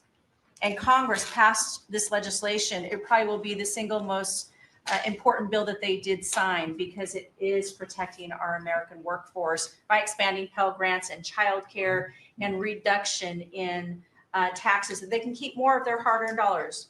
I am at the Department of Labor announcing $30 million in grants for our skilled workforce, that I have an MOU with Secretary McMahon. I have an MOU with Administrator Loeffler. That's important to share the data points on how important this is. In June, we awarded nearly $84 million in grants for the capacity of what? Registered apprenticeships, an executive order to have 1 million active apprentices across this nation, where we've already registered 185,000 since in the last few months. One of the other things that we have done is the Biden administration's guidance on cryptocurrency. And thanks to you and your leadership on that, we've rolled that back. And of course, we're going to see the 401k, the investors in our alternative assets. That's been key through the Department of Labor to work through. Partnering with our agencies, again, as I mentioned before, is important as we work together. I have visited, I'll be 31 states on my 50-state tour by the end of this month. I'm headed with Secretary Duffy, with the South Korean President Lee today, as we move through the shipbuilding We will do that in Philly, and then I'm off to New England to talk to those states about how important the apprenticeship program is. But while I visited Hexel in Salt Lake City, 100% domestic carbon fiber for the Department of Defense as they produce. They are announcing another $1 billion investment per your executive order on advanced manufacturing. So it is working. Everything that you have been saying since you were elected and since we all can put into play has been working. Ohio, McDonald's is investing 375,000 new jobs. The shrimpers, I visited as well, and they need our help in protecting that industry for our American fishermen and shrimpers. In Minnesota, I toured Cambria. When we're talking about quartz countertops, all made in America. And again, in Oregon, where we are expecting a crackdown. Thank you for what you are doing with your agents on ICE, and thank you for the prosecution that I hope you will come to Portland, Oregon and crack down. But while there are still good people, I was able to visit Buckeye Pacific, really a trading floor for the timber industry. So we still want to focus on great, hardworking American businesses. Mr. President, I couldn't be more excited to ring in Labor Day in Erie, Pennsylvania for the Labor Day Parade. I will be there to welcome it. It is an honor to serve this country. It is an honor to serve under your administration as the Labor Secretary, and we will kick off, and Republicans will own Labor Day again, not Democrats. We will own it because we are, and you are the president of the American worker. So thank you for everything that Thank you've you done. very much, Lori. Absolutely. You're doing a fantastic job, and I will tell you that Lori was recommended by the Teamsters. And I said, that doesn't really work, does it? And it turned out to be one of our best choices. So I just want to thank you and Sean, who, as you know, recommended you very strongly. You really turned out to be a gem. I Thank was you. able to talk to the president on the phone the other day. He called and we visited, and he said, but I know that you were, a little bit middle of the road and not so sure. I said, Mr. President, I have been a Republican. He's like, what? Wait, what? Now I like you even more. So, You're doing a I great job. appreciate it. Thank you, Lori. Thank you. Thank you. Pam? President, I'm working with everyone around this table almost daily on legal issues that we're winning on. But today, because it's Labor Day, President Trump, if I could focus on public safety, not only domestic, but from our foreign adversaries.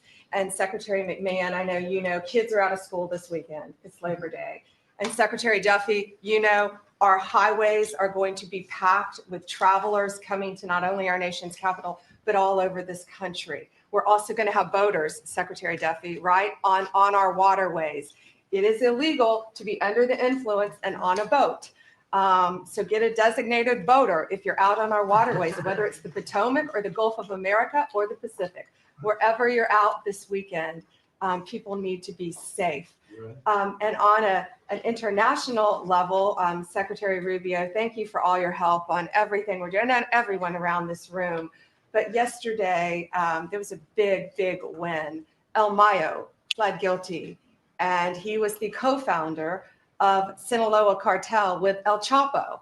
And there's even a Narcos Netflix series about these guys. Well, now we know the ending. He's going to die in an American prison. They are one of the worst, El Chapo and El Mayo, some of the worst narco traffickers in our world. And he will spend life in prison now. And that's so important because those guys and others throughout this country, throughout this world, have brought into our country drugs, cocaine, heroin, fentanyl, methamphetamines that's killing our kids. And we have to stop that. And that's what you've been doing, not only in DC, but around the country at your leadership.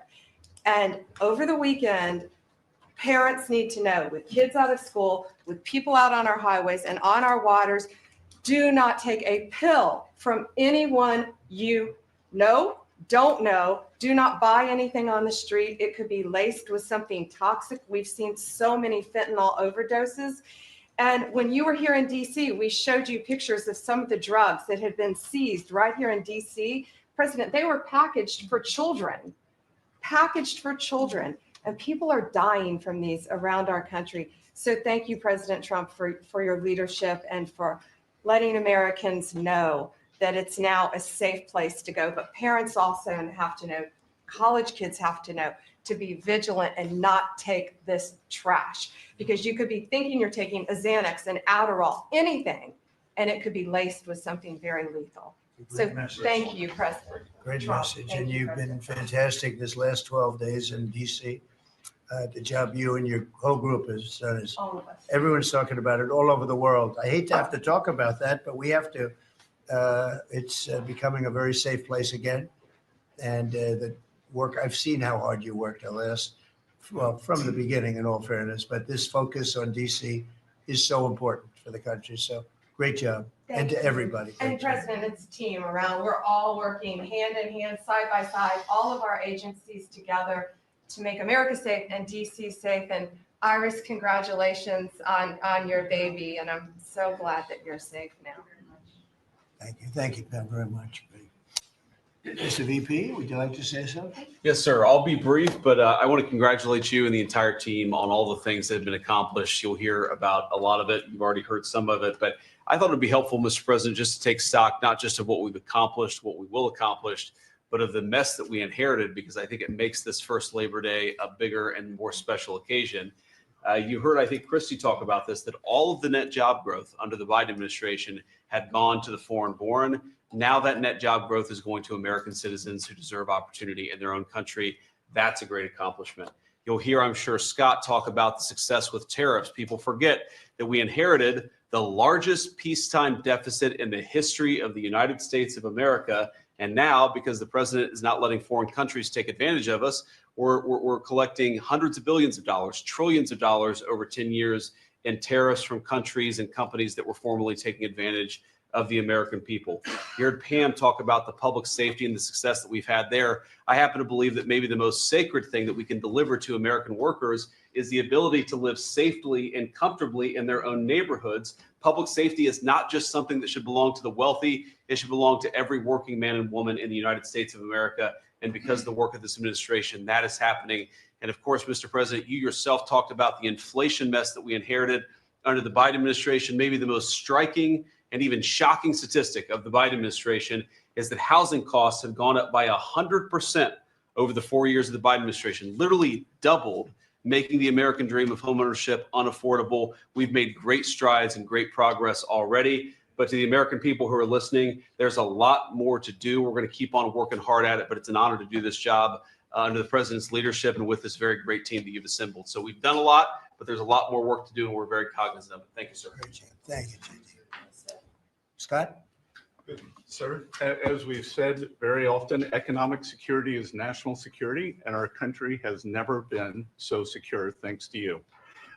You have brought us back from the edge. You have the overwhelming mandate from the American people. You're restoring confidence in government, a topic that is on the front of everyone's mind, the Federal Reserve. The Federal Reserve's independence comes from a political arrangement between itself and the American public. Having the public's trust is the only thing that gives it credibility. And you, sir, are restoring trust to government. You are weeding out the waste, fraud, and abuse, and the old ways of doing things are not good enough. We are seeing a blue collar boom. In the first 7 months of your administration, real blue collar wages have taken off. And the only other time that they've done this in the past 70 years was in your previous term. Your efforts on tax, trade, and deregulation have boosted paychecks for American workers while slowing the pace of inflation and lowering the cost of energy. Inflation has plummeted to just 1.9% since you took office, and the economy rebounded with real GDP surging 3% last quarter. The blue collar boom coincides with a CapEx comeback. In anticipation of your one big beautiful bill becoming law, CapEx increased by American businesses by nearly 14% in the first half of this year. And as you and I talk about frequently, and as that chart or that photo attests, we are going to see I believe, a bigger CapEx boom from here. This is just the beginning, just the beginning. You have saved this country by making it the best place in the world to do business again. Treasury is helping to implement these new provisions, as well as no tax on tips, no tax on overtime, no tax on Social Security. This weekend, I will be meeting with workers from local restaurants to discuss the positive impacts of the pro-labor reforms on no tax and tips. And I have to tell you, thanks to you, when I go into a restaurant or stop by a hotel doorman, I am the most popular person there. And since my first job at age 9 was as a busboy getting tips, I am going to spend Labor Day going from restaurant to restaurant, talking to workers who receive substantial amount of tip income. So I'll hear directly from them how your one big beautiful bill is increasing their take-home pay and making a big difference. Now, we can also talk, that is domestic. On the international front, you have leveled the international trading system whereby countries took advantage of us, and that's over. It's over. The Treasury Department is taking in record tariff revenues that I had been saying was running at a rate of $300 billion a year. You chastised me for saying that it's not, that number is too low. And as usual, you're right, that we had a substantial jump from July to August. And I think we're going to see a bigger jump from August to September. So I think we could be on our way well over $500 billion, maybe towards the $1 trillion number. This administration, your administration, has made a meaningful dent in the budget deficit. The average budget deficit during this term is 26% less than the last 12 months under Biden. And even the CBO, and we don't agree with CBO on everything, as you said, last Friday, on a summer Friday, had to admit that they believe over the next 10 years, the budget deficit will be $4 trillion lower than they had previously scored. $4 trillion, 3.3 trillion of tariff income, 700 billion of lower interest cost. And I would expect that number could go up from here. So, Mr. President, your return to the White House marked the return of the American worker.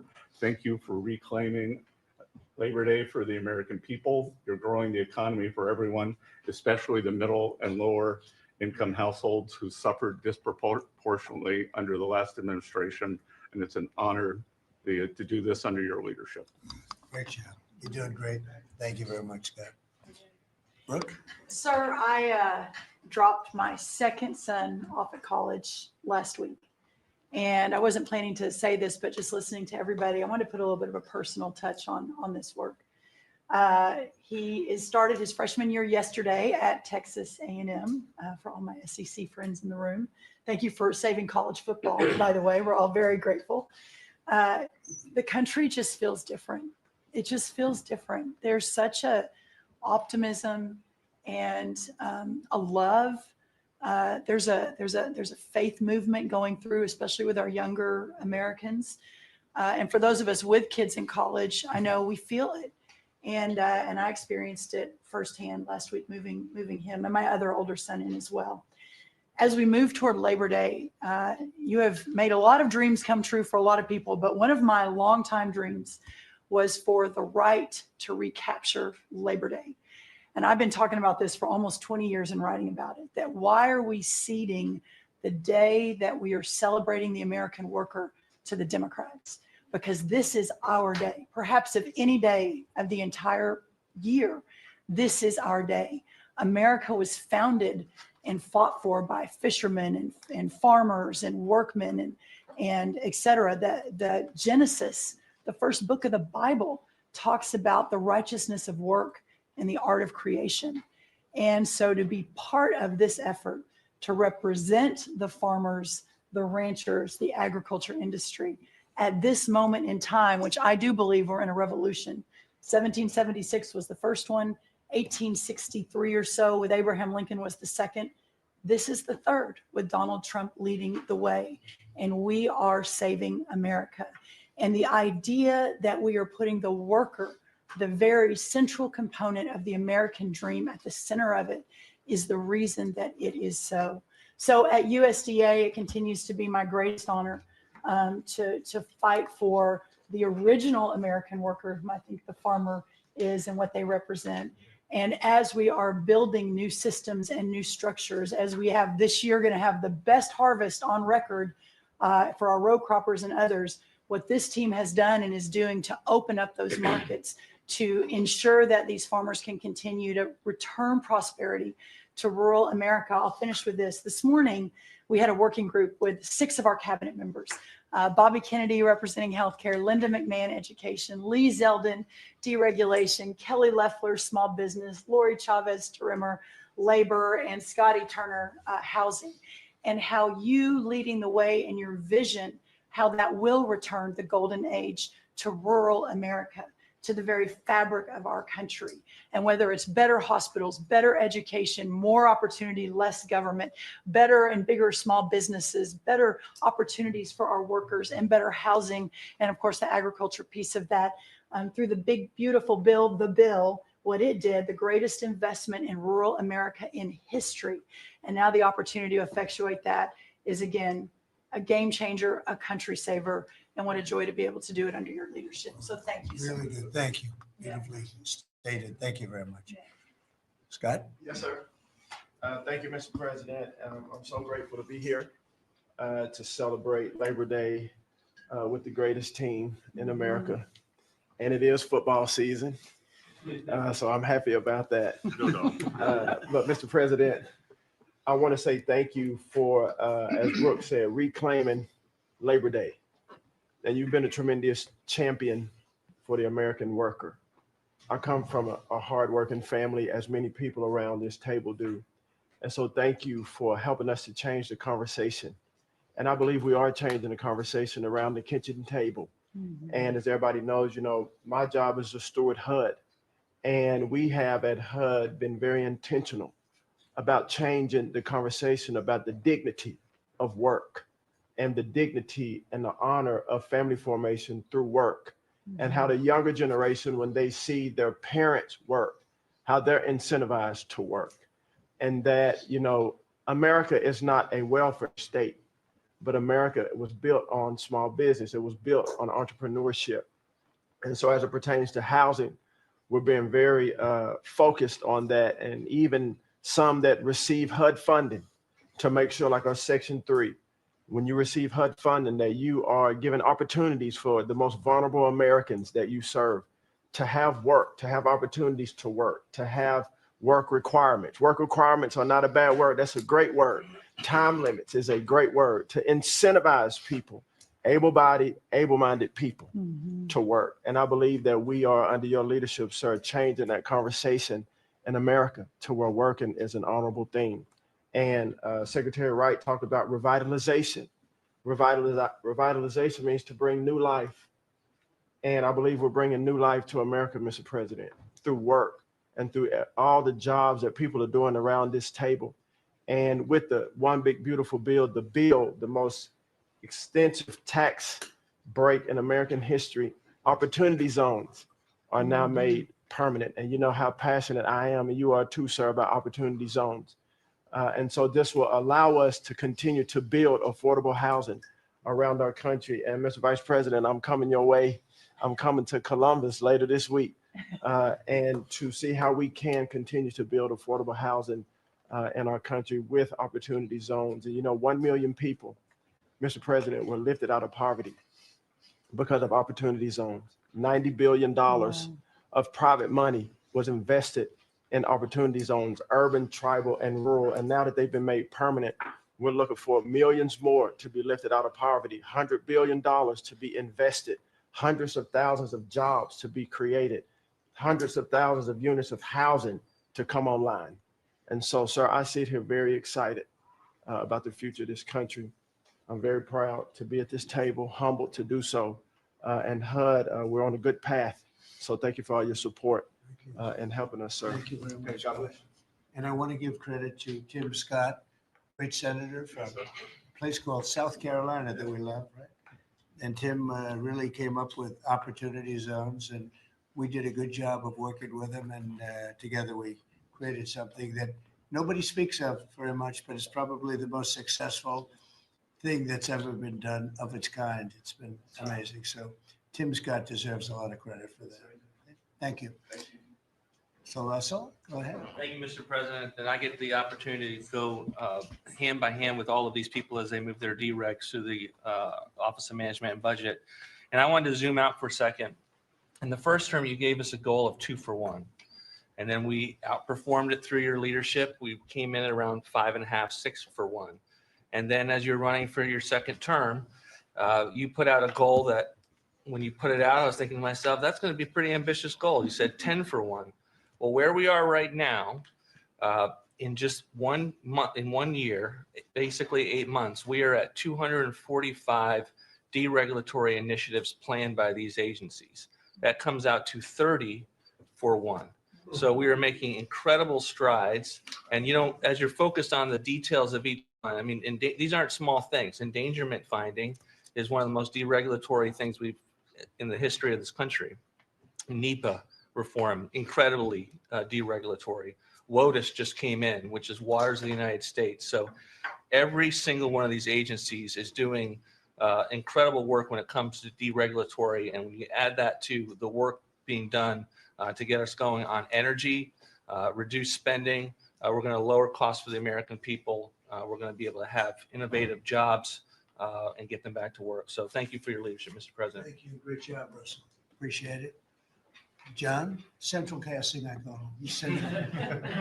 Well, Mr. President, I'm grateful to be with everyone today. And as we're talking about jobs and workforce at CIA, consistent with your directives to all of us, we've embraced your mantra for a leaner, more effective, more efficient workforce. But at CIA, Mr. President, we had an additional challenge because, as you know, at times, our workforce had been misdirected. Its focus put on political narratives, some that even worked against you and always worked against the American people. I heard about that. But under your leadership and your direction, we have been focused back on the core mission of what CIA is supposed to be doing, which is to provide you and this entire incredible team around the table with a decisive strategic advantage in accomplishing your goals. And your success in that regard, the examples are clear and many. With regard to Iran, everyone knows that our DoD partners executed that mission flawlessly. But flawless military operations are subject to flawless intelligence. And as you know, Mr. President, CIA was the backbone in terms of its intelligence operations in providing that flawless execution that allowed you and your team to obliterate Iranian nuclear facilities and set back a nuclear program by years. Likewise, with regard to your ability to prevent and to preempt wars between India and Pakistan, between Armenia and Azerbaijan, between Rwanda and the Democratic Republic of Congo. In all those cases, CIA intelligence supported you and your entire team in making that possible. It's not just you, it's folks around this table, Secretary Bessent, Secretary Lupnick, Trade Representative Greer, and their great successful negotiations on trade and tariffs. Again, it was a CIA workforce working to enable them to accomplish your goals. So as we roll into Labor Day, I tell you that the CIA workforce at the Trump CIA is grateful to be focused on what it's supposed to be, which is helping you prevent and end wars and to make America safer. Thank you very much. You've been really fantastic, but I'm not surprised. I've known John a long time. I'm not surprised at all. Thank you very much. Steve, please. Mr. President, working for this government, for you, is the greatest honor of my life. I tell it to everybody, and I really do feel that way, and I thank you, because it's a privilege to go out there and represent you in your humanitarian effort, in your goals of solving conflicts all over the world. I think there were actually more than 7 conflicts that you put to bed in the last 8 months. And I hear these, I travel all over the world. In Hostage Square, they talk about you reverentially. It's really quite amazing. I sometimes wish that I had a camcorder with me and I could put you right there as I listen to it.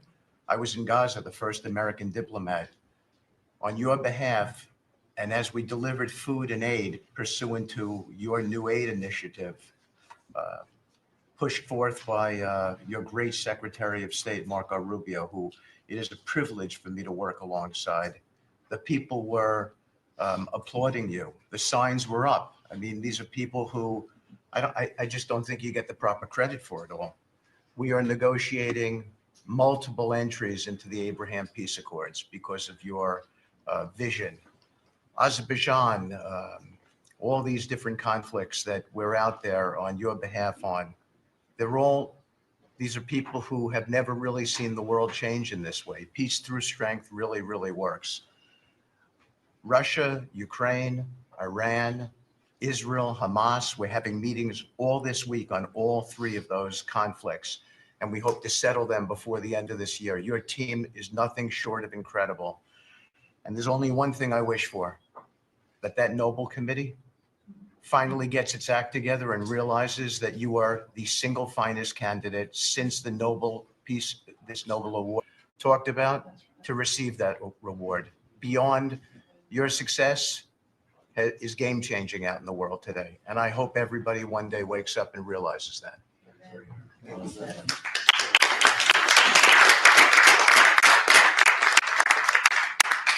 Thank you, Steve. Jameson, please.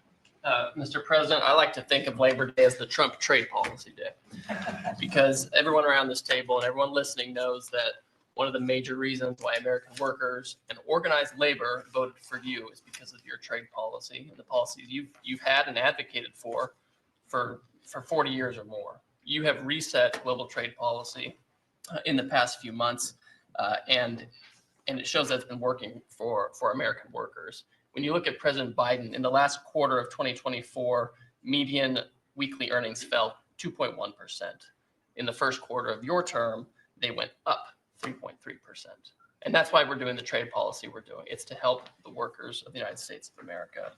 And they're the best in the world, but they can't do it without a level playing field. And you have flipped the script. For many years, the other countries had high tariffs and high non-tariff barriers, while we were open to all of their labor and services and goods and capital. You flipped it. Now we have the tariffs and they have lowered their non-tariff barriers. And we couldn't have done it without you and the leverage you've created. So between the tariffs and the deals, the hot streak continues for the workers of America. So thank you. Thank you very much. Really good job, by the way. He's a good negotiator. Very good negotiator. Thank you. Please. Yeah. Well, Mr. President, I feel like, as everybody here has talked about how great working with this team is and all, but I do feel a special need that you've given me the privilege of working with the best of America. I get to take care of the veterans. I get to take care of the veterans who Labor Day really finds its roots in, if you think about it. We wouldn't have Labor Day if it wasn't for men and women who would leave their nation's battles to keep us free and independent so that they would have jobs to come home to. And over the past few years, they've been coming home to many times a government that was keeping them back, holding them back, taxing them, regulating them. And now we have veterans who represent the bill, the big, beautiful bill, they're the beneficiaries of. And I get to see them all the time because they're receiving the benefit because they see the jobs, they see the care that they're being given. And these veterans can look at their country with pride, knowing that we're taking care of them, just like you told me to do. When your only statement you said to me, I asked you what to do, you said, go take care of my veterans. Well, that's what we're doing. One of the other things we're doing right now is, for many of you, I love to hear how you're deregulating everything, and I've worked from Congress and worked with many of you before.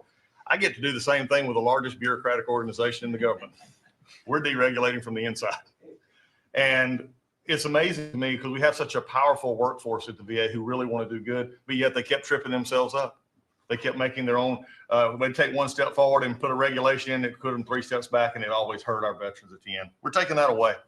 We're making community care again, Mr. President. We talked about this yesterday. We're making community care a part of our direct care system. So if a veteran wants to get into the community, they have our direct care and they also have the ability to go into the community.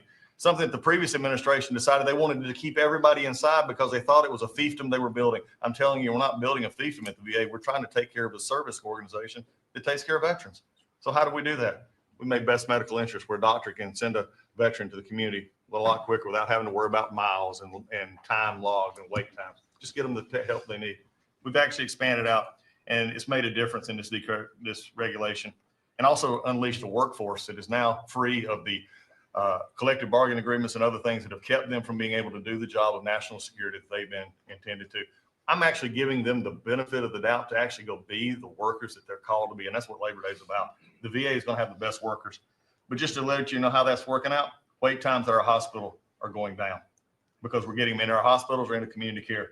And then one for you, Mr. President, you heard about this a lot, and that was backlogs. At the backlog, when I first came in, and I've said this before, in February, we had over 260,000 backlog. That means over 125 days of not getting an answer. In just a little over 4.5 months, we've dropped that over 100,000. We're under 150 and heading down to historic lows. We'll be within the next month lower than any time under the previous administration at all. That means our veterans are getting the help they need. So when you look at it this way, we've opened new facilities. We've put new facilities in places where workers can get to. We've expanded out hours, over 1 million extra hours, so veterans, younger veterans in particular, can get off of work and bring themselves and get their appointments in after hours or on Saturdays. That's what it means to be in the Trump administration. That's what it means to take care of veterans. That's what it means for Labor Day, because you can't forget the ones who fought for us to be on this table today. And it's all because of what you've done and the progress that we've made. Well, you've done a tremendous job, and I hear it all the time. We have a 93% approval rating at the VA now. And you know what it was before? It was like horrible. So thank you very much. Mr. President, there's been some conversation about the Pete and Bobby challenge. I would just note that I don't think Pete or Bobby could hold these sticks for 2.5 hours. Exactly. If they want that to be the challenge, so be it. But I think 50 pull-ups and 100 push-ups might be easy compared to the. You didn't have this problem with Biden. It was in and out very quickly. So kudos on Labor Day to the audio team that's holding the sticks. But Mr. President, it's pretty great to celebrate Labor Day with a builder who loves labor, who loves the men and women who built this country, the people that sweat, that have great skills, they have grit. They do the dirty jobs of America that have made this country great, and you know them very well because you have worked with them. The great Trump projects have come from the very men and women we're going into this weekend to celebrate. We all want to claim Labor Day in our departments, but I'm going to claim this at DOT because, you know, roads, bridges, pipelines, shipbuilding, rail, passenger, and freight all fall under the great men and women who wear boots and make this country wonderful. And at DOT, we don't want to have the Congress spend money. We want to take the money that Congress gives us and actually deploy it and put these men and women to work building the great projects of this country. That you said, the big, beautiful projects that connect this country. And that's why we have got rid of the DEI. We've got rid of the green. We've done what we can to streamline the regulation to move these projects faster. Time is money. And time has been money. Even Democrats agree now that it takes too long to go through the regulatory process. So we're going to move these projects faster, putting the great American worker back to work. I want to make a quick comment. We've all probably talked about this horrific accident in Florida. And I appreciate the help of Christy and Marco on this very issue. But in May, we said, listen, it's a safety issue if you can't proficiently speak the English language. And we gave states a little over a month to comply. And Washington, California, and New Mexico have refused to comply. And by the way, this individual in Florida received a CDL from Washington, from California, and received a speeding ticket after our rule went into place, and they didn't stop him. And had they taken him out of service, he wouldn't have been in Florida, and we would have 3 beautiful people alive today. And I make that point because it's the work that maybe no one sees that then, you know, shines a light when horrific things happen, but also that your cabinet works together and teams up to make a difference for the American people. Real quickly, so we have a safety mission at DOT. I don't know that you'd think of the transit unions in the greatest cities of the country, New York maybe being one of them, that support us, but they do, because the violence in the subways and on our buses across the country, the transit workers are the ones who take the most abuse. And they're grateful for the mission of everybody around this table fighting to make their communities safer. So I appreciate everyone's help on that. But the transit unions love the effort that all of us have put in together. one quick FAA. We are about to put out a request for proposals for a big, beautiful bill. We got build. We got 12.5 billion in the big, beautiful bill. We need more, but this is a great start. I expect the middle to the later part of July, we'll be through the process to bring the proposed integrators to you for selection. So we're looking forward to that. We will have the most, I'm learning from you, this is going to be the greatest contract ever crafted in the federal government for this build for air traffic control. Really, it's innovative, and we have unique tools at FAA. It's going to be a great contract. Bobby left me out of the windmill conversation, Bobby, but so there was a study done in the last administration that said if you build windmills 1.2 miles, within 1.2 miles from a roadway, it can mess up the automation and technology on a car. Same thing 1.2 miles from rail.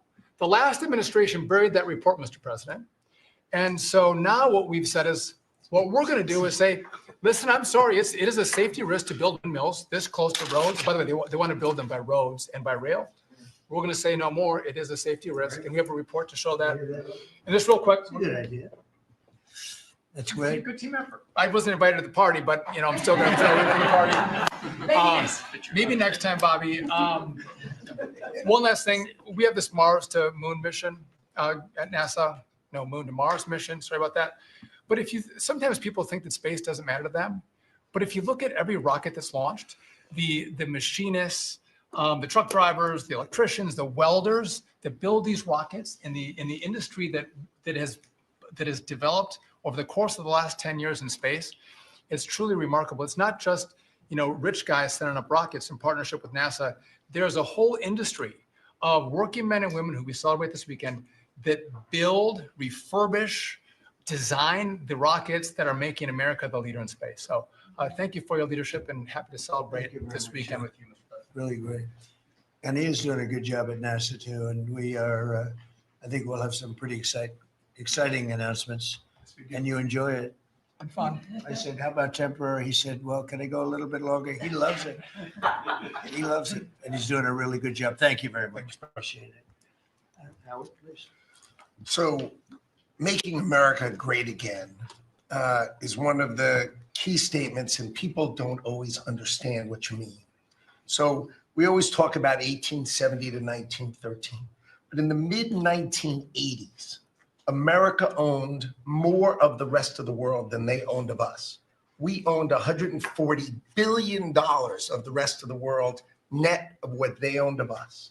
And when you came into office this time, the rest of the world owned $24 trillion more of our assets than we owned of theirs. And so when people argue with you about, the trade deficit is nothing, the trade deficit sends 1.2 trillion of our dollars to them.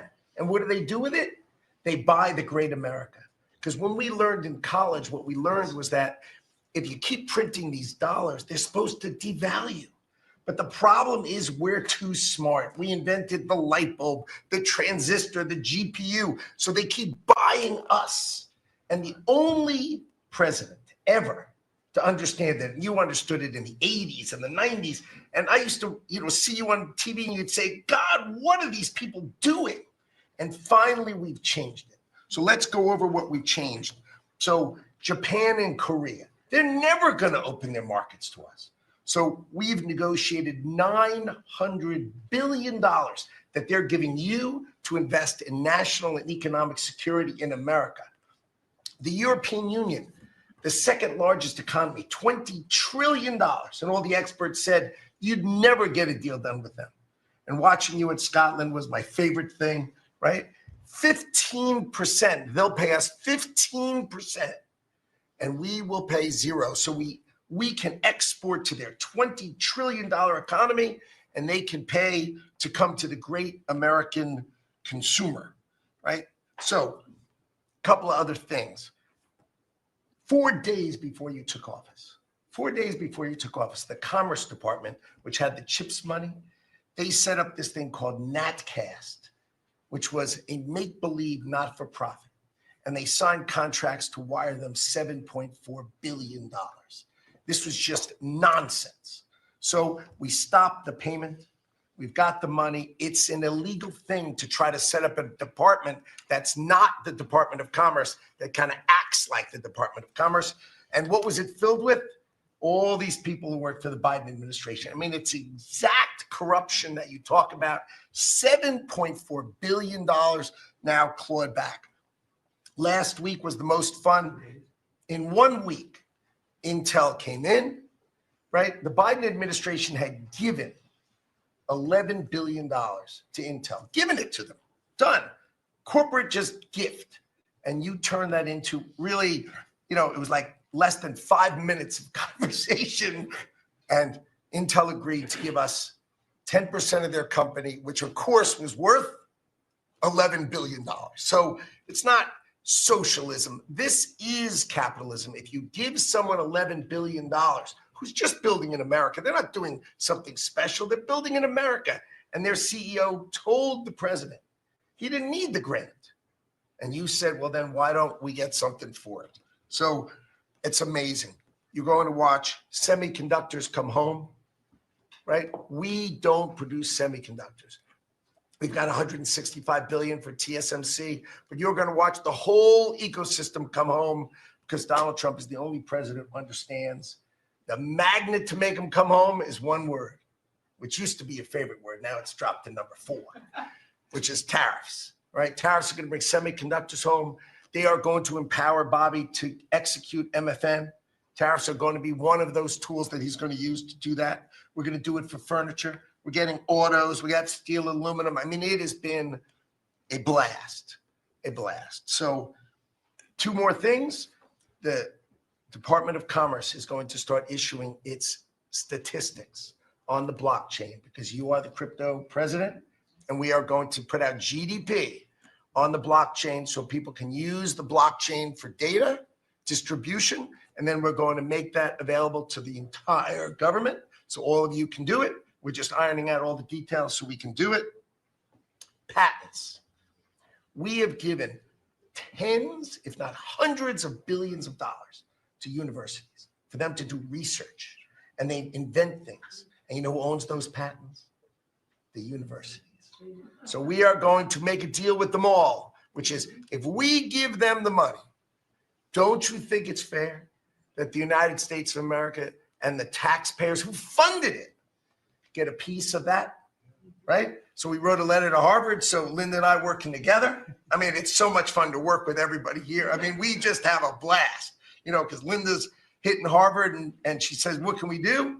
And now we send them a patent letter and we'll hit them again. So we're having fun together. This is the greatest cabinet working for the greatest president. And I just want to say thank you. I'm having the time of my life working for you, Mr. President. Thank you. That was very well stated. Was it? Some things people don't think of too much. Thank you very much. Great job. Pete? Sir, well, amen to what Howard said. And I would just say, heading into Labor Day from the American military, sir, we happen to be the largest employer in America. We like to think we have a different form of employees who need to be the toughest and the strongest and the most well-trained and the most lethal. And under the previous administration, and for decades, frankly, it was social justice, it was political correctness, it was divisive ideologies seeping into the ranks and changing how well we do our job. No more.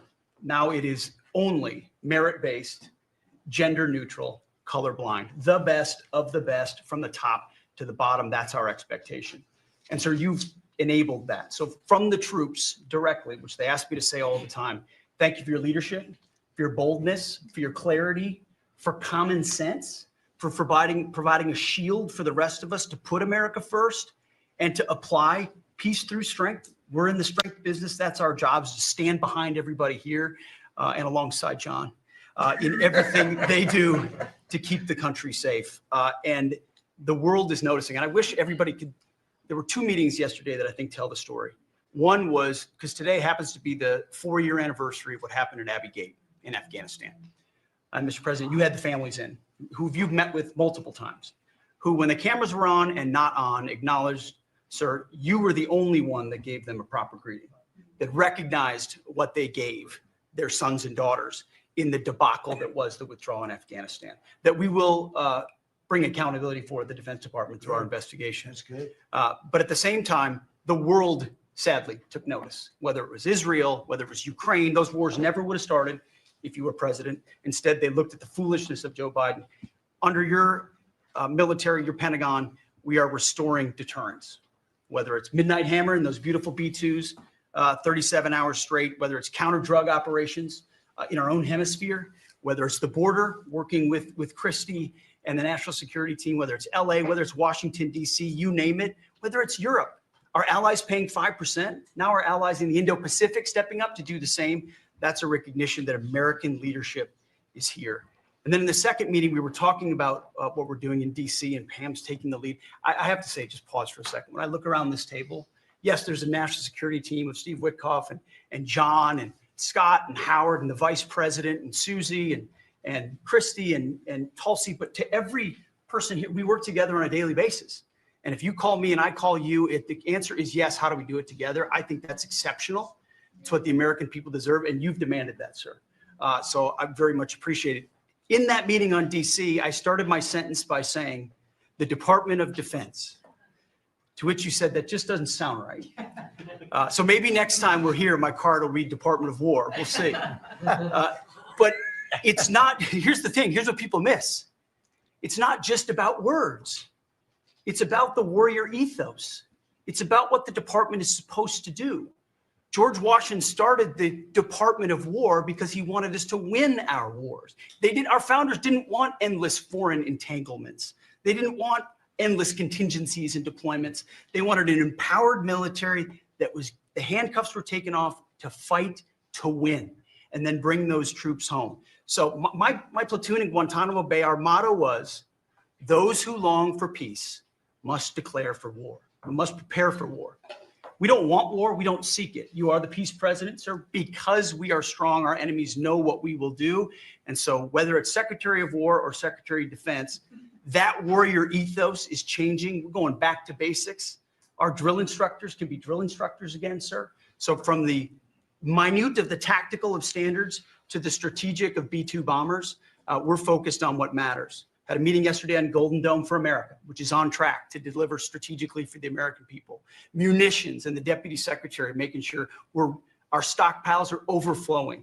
That's our job. I'm an honor to be a part of it, sir. Thank you for your leadership. That's great. I think I like Department of War better, but we'll make that decision, right?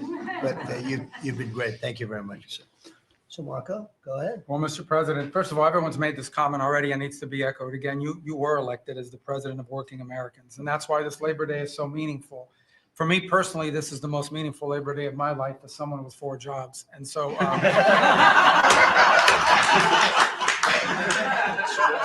it's true. And, but on the point of, you made it very clear from the outset, even in foreign policy, everything we did has to be pro-American. It has to make America stronger or safer or more prosperous. And there's just a few things I want to touch to because it involves your team under your leadership making it happen. The first is, for the first time in the modern era, we are truly on offense against organized cartels that are pumping poison, killer poison, into our cities. And that's a team effort. It's Christie's team, it's Pete's team, it's Pam's team, and obviously it's under your leadership. And by the way, we're getting incredible economic international cooperation. Countries just in the last week, Ecuador, Paraguay, Guyana, Trinidad, today Argentina, all joining us or trying to be helpful in advancing this. And this just, one thing is we're going to stop drugs from coming in and we're having record seizures. But another thing is to build an international coalition against the scourge on the international stage. The second is mass migration, illegal mass migration, which is dangerous for the country but harmful for American workers. What's happening on the border is essential, but it's not just what's happening on the border. And again, Christy and her team have been essential in this. We have countries all over the world that are actually helping us, whether it's through safe third country agreements, whether through it's stopping the migration flow from coming here in the first place. Incredible international cooperation. You've redefined our border. It's no longer just our physical border. We are doing things ahead of time to prevent this from happening and getting cooperations from countries that we've never seen before. And last, I would say, and Steve touched upon this, who by the way is doing a phenomenal job. Steve is both a great negotiator and he's also a nice guy, which are two tough things to pull off together. But it's incredible. But we both work for the peacemaker in chief. Think about it, how fortunate we are as Americans to have a president who's made peace a priority. And just since the last time we've met, there was a war going on in Cambodia and Thailand, between Cambodia and Thailand. The president just picks up the phone and tells them to stop fighting. And within 72 hours, the fighting had stopped. You know, there's no other leader in the world that could have done it. And the fact that you were willing to spend time to do that and to make it happen is, of course, essential. And then the war that didn't happen because of Azerbaijan and Armenia coming here to sign that peace deal, which is historic in so many countries. You know how many countries said, "Oh, that's never going to happen. It is impossible." And it occurred, Mr. President, because of your leadership. And then on a point of personal privilege, I wasn't even going to raise it. I haven't even talked to you about this. It's a little controversial, but I think I need to bring it up at this time of year. This thing about people getting married on Saturdays during college football season is a scourge, Mr. President. It's divided families. I don't know if we can have an executive order on this. It's insane, but it's really difficult. There's 7 other months of the year that people can get married. So I just wanted to say that. It's very, very difficult. Thank you. Fantastic. Thank you very much. Doug, please. Well, Mr. President, you've heard from around the table how people are grateful to have an opportunity to be part of this team, have an opportunity to work for you, and have an opportunity to serve the American people. And I would say as we head into this Labor Day, the thing that really differentiates you and your leadership and everybody around this table is one word, and that's respect. Because this is a group of people that respect our farmers and ranchers. We respect the people that are in law enforcement. That's a huge change. Respecting the people that are in uniform, respecting our veterans, respecting our shrimp fishermen. I mean, whoever it is in this country, people that are building our roads. This whole group embodies that sense of respect. And when we start with that, then who benefits? We come up with policies that help those people. And what have you done? You've led an opportunity for us to have the lower taxes, way lower deregulation, record amounts of investment that's coming into this country. We're going to be seeing lower interest rates. All of those things coming together is a gift to the working people. The policies are lifting everybody up. There's 140 million Americans that get up and go every day and drive to work. They commute. And one of the most obscene things of the prior administration was their energy policies was creating a hidden tax on those people. The poorer you were, usually the further you had to drive because you couldn't afford the housing if you were working at a hotel, if you were working in a service industry. We were taxing them. A hidden tax on them was the high cost of energy. You were perhaps one of the only leaders in the world that understood the connection between peace abroad and prosperity at home was directly connected to energy policy. You came in and said, we're going to sell energy to our friends and allies. We're going to bring prosperity at home through policies here by having lower energy prices.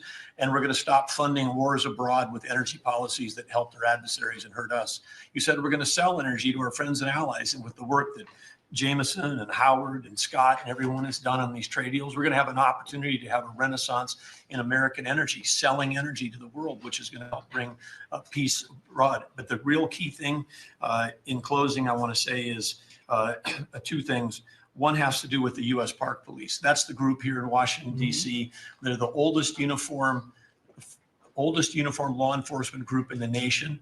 You coming out and visiting with them in person before they went out on the surge. Not only are carjackings down, muggings down, homicides down, everything down, morale is through the roof. Just like Pete saw, we've got record people signing up to want to be part of our military. You have breathed life back into the profession of law enforcement. Your respect for law enforcement is so incredible. It's making a difference. And then us giving them the tools. On a lighter note for everybody here, one of the rules that under President Trump we were able to change for the U.S. Park Police was they could do a pursuit. I was shocked to find out when we were talking to them, like, oh, you pull somebody over and they just drive away and you can't pursue them? I mean, and they said, no, we can't. They said, all rules. We got that rule changed in 24 hours because of President Trump's leadership. The next night they had so much fun. They pulled people over. They started to take off. They chased them. They stopped them. And then the bad guys, some of these were in cars that had stolen plates. So they take the plate off. They steal them off somebody else's car. They know the plate doesn't match. They know they're doing this thing. The bad guys in the car said, You're not supposed to chase us. Like you're breaking the rules. The bad guys are telling us to bring. No, we're back in action. So it's like, and so the morale is high. They all wanted to say thank you to you. Yesterday, you announced increasing the number of U.S. Park Police that we're going to hire. This is the group that protects not only our sacred monuments of democracy here, but also the Statue of Liberty and the Golden Gate. This is a great group. Bueno, pues ahí escuchábamos al presidente de Estados Unidos en esa reunión en la Casa Blanca con su gabinete. Y es que uno de los temas a destacar de las conclusiones que ha sacado Donald Trump en este gabinete es que su país está adelantando a China en el desarrollo de la inteligencia artificial. Durante esta reunión ha destacado que varias empresas tecnológicas están invirtiendo cada vez más en Estados Unidos, especialmente en los sectores de inteligencia artificial y automoción, los que están liderando ahora mismo la semana. Además, también elogió al CEO de Meta, a Mark Zuckerberg, por su ambicioso proyecto de construir una fábrica de 50.000 millones de dólares que lo hará en Luisiana. Dice Trump que tendrá un tamaño comparable al de Manhattan. Estas declaraciones llegan en un contexto de intensa competencia mundial por el liderazgo de la inteligencia artificial. Respecto a la reunión que tuvo ayer con el presidente de Corea del Sur, Trump señaló que los acuerdos comerciales con la Unión Europea, con Japón y con Corea del Sur han finalizado. Aunque eso sí, ha aclarado que con Corea del Sur mantiene vigente el mismo acuerdo que tenían. Y ojo, porque también Trump afirmó que los combustibles fósiles y la energía nuclear son lo que funciona, desestimando ya las energías renovables como la solar y la eólica, que consideró insuficientes para cubrir las necesidades energéticas del país. También durante esta reunión ha reiterado su compromiso de fortalecer la producción de petróleo, de gas y de energía nuclear como los pilares centrales de su política energética. Además, también expresó su confianza en que los precios del petróleo superarán pronto los $60 por barril. Así que estaremos pendientes también a ese precio del petróleo, a cómo evoluciona durante la semana. Y ojo también porque en declaraciones Trump ha dicho durante esta reunión en Washington, D.C. que no es ningún dictador y que solo detiene el crimen. Estas han sido las palabras de Donald Trump durante esta reunión de su gabinete en Washington, D.C. y estaba defendiendo también esas recientes decisiones en Washington, D.C. Afirmó también que en California no se habrían realizado los Juegos Olímpicos sin el envío de tropas y calificó también su actuación como un trabajo fantástico. También aseguró que el país está en su mejor momento y que las Fuerzas Armadas son fuertes, poderosas y respetadas. Le escuchamos. Job very well. One of these great cameramen had it on tape. But I met this gentleman. I never met him before. Sir, you're doing a great job. You're doing an unbelievable job. Thank you very much. But then he goes on television and says, oh, Trump is a dictator. He's a dictator. And a lot of people are here. So the line is that I'm a dictator, but I stop crime. So a lot of people say, you know, if that's the case, I'd rather have a dictator. But I'm not a dictator. I just know how to stop crime. And you would think that Illinois would have such... Bueno, pues ahí le escuchábamos y también recordar que explicó su política farmacéutica en esta reunión del gabinete. También ha prometido una caída colosal en los precios de los medicamentos. Dice que no están hablando de un recorte ni del 25% ni del 50%, sino que están hablando de un recorte del 1.500%. Esto es lo que ha afirmado el líder estadounidense en esta reunión de Washington, D.C. y una vez más impulsó el principio de la nación más favorecida, que reducirá así los costes de los medicamentos recetados en Estados Unidos para poder así igualarlos a los más bajos de otros países desarrollados. Le escuchamos. We're not talking about a 25% cut or 50%. We're talking about a 1,500% cut because people go to Europe to buy drugs and they come back with drugs, prescription drugs, normal, not, I don't mean the bad drugs, I mean prescription drugs. Because you can buy them for 10%, 15%, 20% of what. So they're going to go up in price. And I told the countries, and I get along good with all of them. And you could ask I get along good with all of them. Por cierto, también que Donald Trump ha hablado sobre la pena de muerte en Washington, D.C. Ha dicho también que quien cometa cualquier tipo de asesinato en Washington deberá recibir la pena de muerte. Decía así, capital, pena capital. Si alguien mata a alguien en Washington, D.C., buscaremos la pena de muerte. Es una medida preventiva muy fuerte y todos los que han estado escuchando en esta reunión han estado de acuerdo. Trump insistió también una vez más en que Washington será una ciudad libre de delitos. Le escuchamos. Capital punishment, capital punishment. If somebody kills somebody in the Capitol, Washington, D.C., we're going to be seeking the death penalty. And that's a very strong preventative. And everybody that's heard it agrees with it. I don't know if we're ready for it in this country, but where you have it, it is, we have no choice. So in D.C. and Washington, states are going to have to make their own. Bueno, pues muy pendientes a estas declaraciones de Donald Trump. De momento parece que siguen ahí, así que nos trasladamos a la Casa Blanca a seguir ese directo con Donald Trump. What did you mean by that? And could you tell us On what? in the war in Gaza? You said Yeah, what about it? You said in 2 to 3 weeks we would have a conclusive and a pretty good conclusion. There's no conclusive. It's been going on for a long time. You're talking about, I guess if you really add it up, Steve, you're talking about thousands of years, okay? It's been going on for, there's nothing conclusive, but hopefully we're going to have things solved very quickly with regard to Gaza and also with regard to Ukraine and Russia. Mr. President, who are you considering for the replacement to nominate for Lisa Cook, and what economic background or history are you? Well, we have some very good people for that position, and I think we have some very good people. We're down to, I mean, I think I maybe in my own mind have somebody that I like, but I deal with Scott and I deal with Howard, and we're dealing with a lot of people actually that are going to be involved in that decision. Ultimately, it's a very important decision.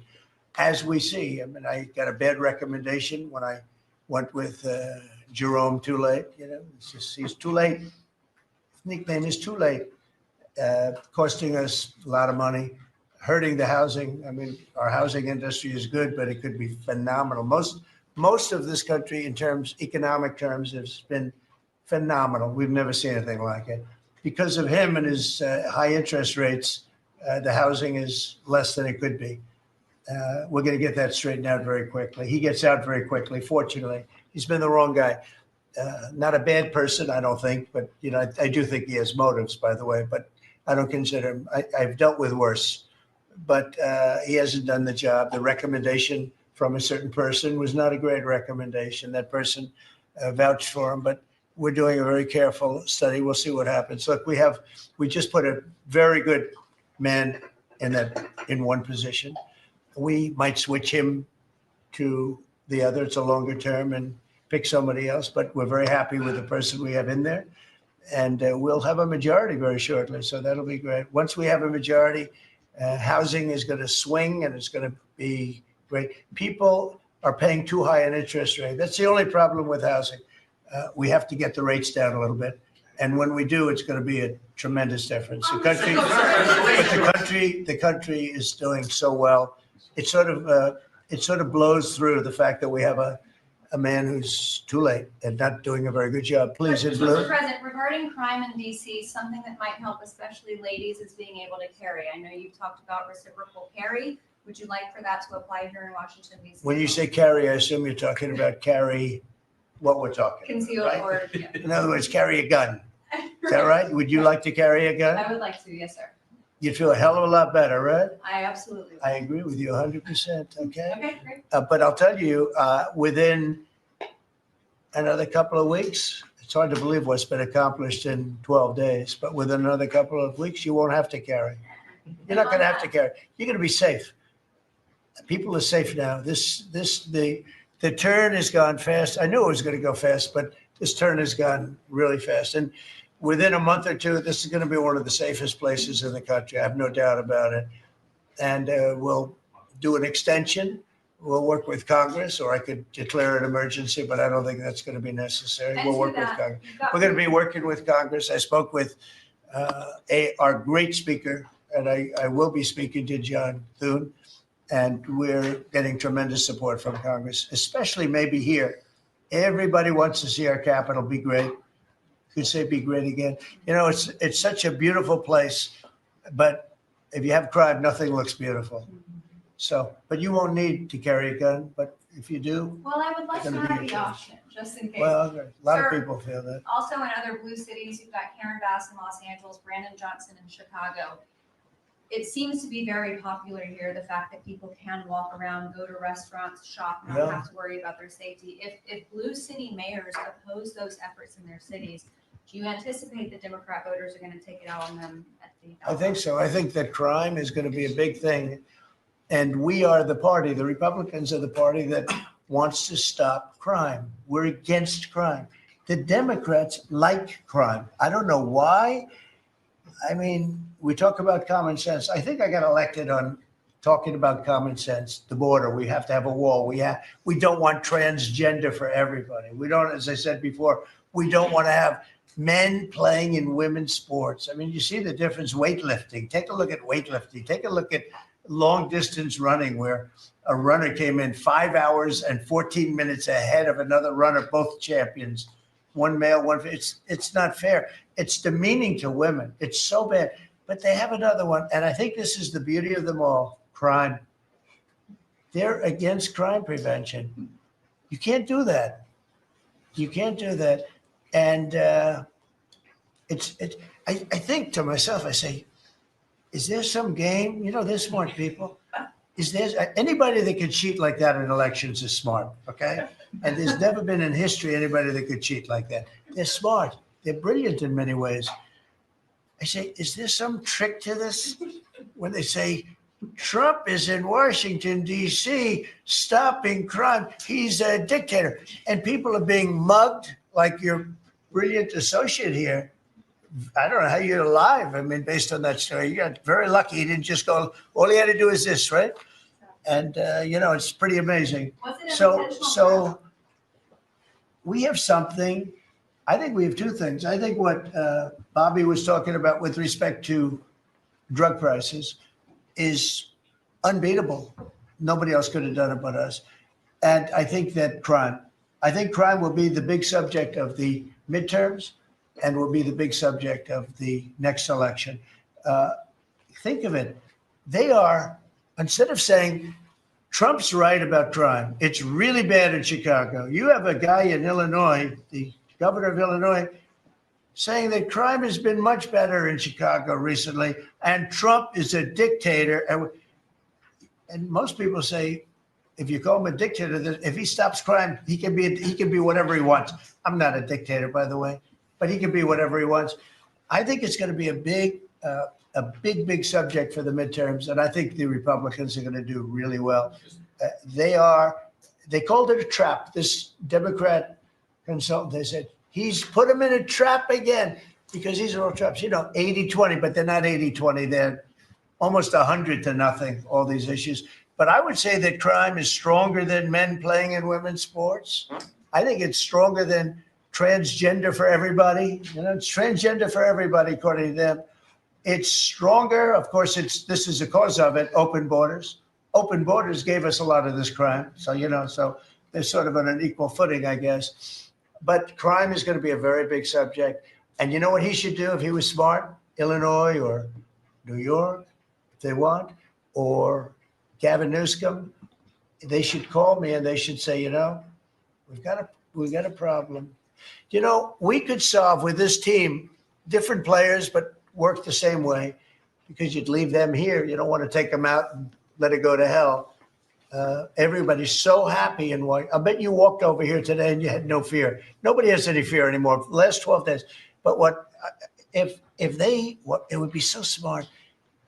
Gavin Newsom called me up, say, you know what, we have a big problem. We have the Olympics coming up. We want to do well. We have tremendous problems on crime and other things, and would love some help. Chicago in particular, maybe right now. I mean, it's a disaster. It's a disaster. We could solve their problem in, it's bigger than this, let's say 2 months. Okay, working with their police. I know their police very well. I have a big project in Chicago. I was so proud of it.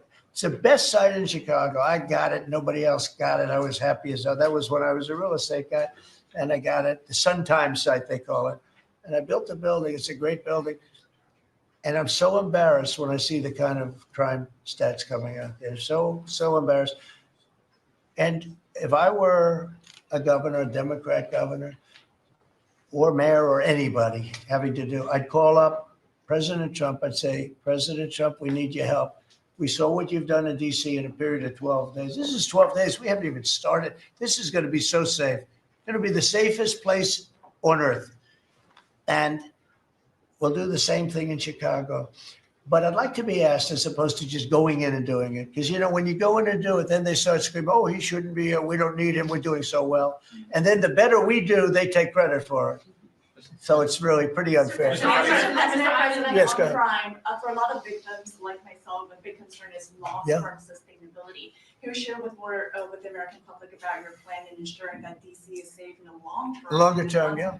Well, it's a great question. Number one, we want to stay there for longer than 30 days. As you know, we have an absolute mandate, and I can extend it, but I'd rather not have to declare a national emergency, because by that time, I mean, right now, there's not an emergency. We've done, as you sort of said yourself, it feels like a different world. We've got under arrest and prosecution, and we've thrown out, taken some, and we're in the process of taking hundreds out of our country that shouldn't be here. And these are hardcore professional criminals. They were born to be criminals, in my opinion, but they're seriously bad people, murderers, drug dealers. You know them all. You see them all as you walk beautifully to work, and every once in a while somebody puts a gun to your head, because that's what happened in your case. We're getting a lot of them out of the country. We're putting a lot of them in prison because we're afraid to bring them out of the country. They could come back. You know, as good as we're doing, they could come back. We don't want them back. And that's going to solve a lot of it.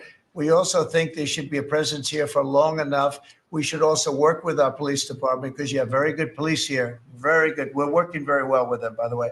And we have to work together for a while. We have some people that are very tough and very strong working with the police. They're going to be able to handle it.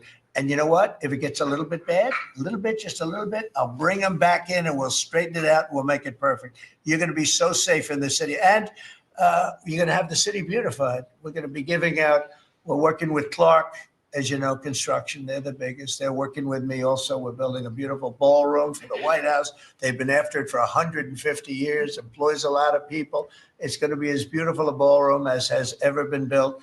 And Clark is the big builder in this city. They've done, I guess, a majority of the good work, the big work.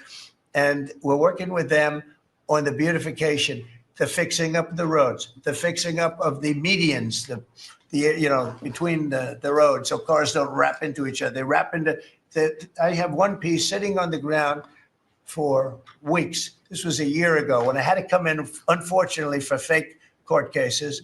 And I looked at the condition. We have it fixed up a lot right now. You know, the tents are removed and a lot of things have taken place. But I'd come into this city and I'd say, boy, does it look bad. The filth on the roads, the medians were broken and always laying down, and nobody would fix them. And all of that. Well, we're going to have new medians. We're going to have a nice topping put on the road. We're not going to rip the roads apart and start a construction project that lasts for 2.5 years as they rebuild the road, which they don't have to do. And we're going to have this place so beautiful. That's going to be a part of it. Now, the biggest part is crime, but it's also a part, you know, when you see a dirty city, it's like I told, I don't know, it became the #1 thing viral. I said my father, he's a smart guy, he's a great guy, he's a loving, wonderful father, but he could be a little on the tough side. He told me that, son, when you walk into a restaurant and you see a dirty, filthy door going into the restaurant, don't go there because the kitchen's dirty also. When they see a dirty capital, the rest of the world, they lose a lot of respect for our country. This capital is going to be so beautiful. We're going to have new poles, new lights, new fences. It's stuff that when you add it up, it's money, but it's peanuts compared to what we're talking about. And we're also going to have great safety. Mr. President, I wanted to ask you on crime and also a question on foreign policy that maybe other officials can weigh into. And on crime, Iris shared her story, and you mentioned, people going. That was there. a terrible story, because I'm just amazed she's here. When the gun is, Pam, when the gun is put to the head, did they ever capture these people, by the way? I kept calling, but I haven't heard back about this guy. It'd be really great if you could maybe give the information. She's very good at capturing people, you know? She's very good. If you could give that information to Pam, would be great. Would you do that? Yes. Wouldn't, you'd love to see them. I would assume you'd like to see them captured. For sure. You can't, you just Been waiting can't. For years. Yeah, take a good look at that. But, Go ahead. So go ahead. Just a few weeks ago, I was out to dinner with my husband, and we're taking the metro back, and then we get attacked on the metro. They're throwing things. Some teenagers, they're throwing liquid at us. Oh, they're throwing things. They throw, how about where they chop down the granite curbs and the concrete curbs, but the granite curbs so expensive. Those granite curbs, nobody uses them because they're so expensive. And you see a guy chopping them and handing out big chunks of them like a brick, because they couldn't get in because people were stopping them from walking out. A little bit unusual when you're walking with a bag of bricks.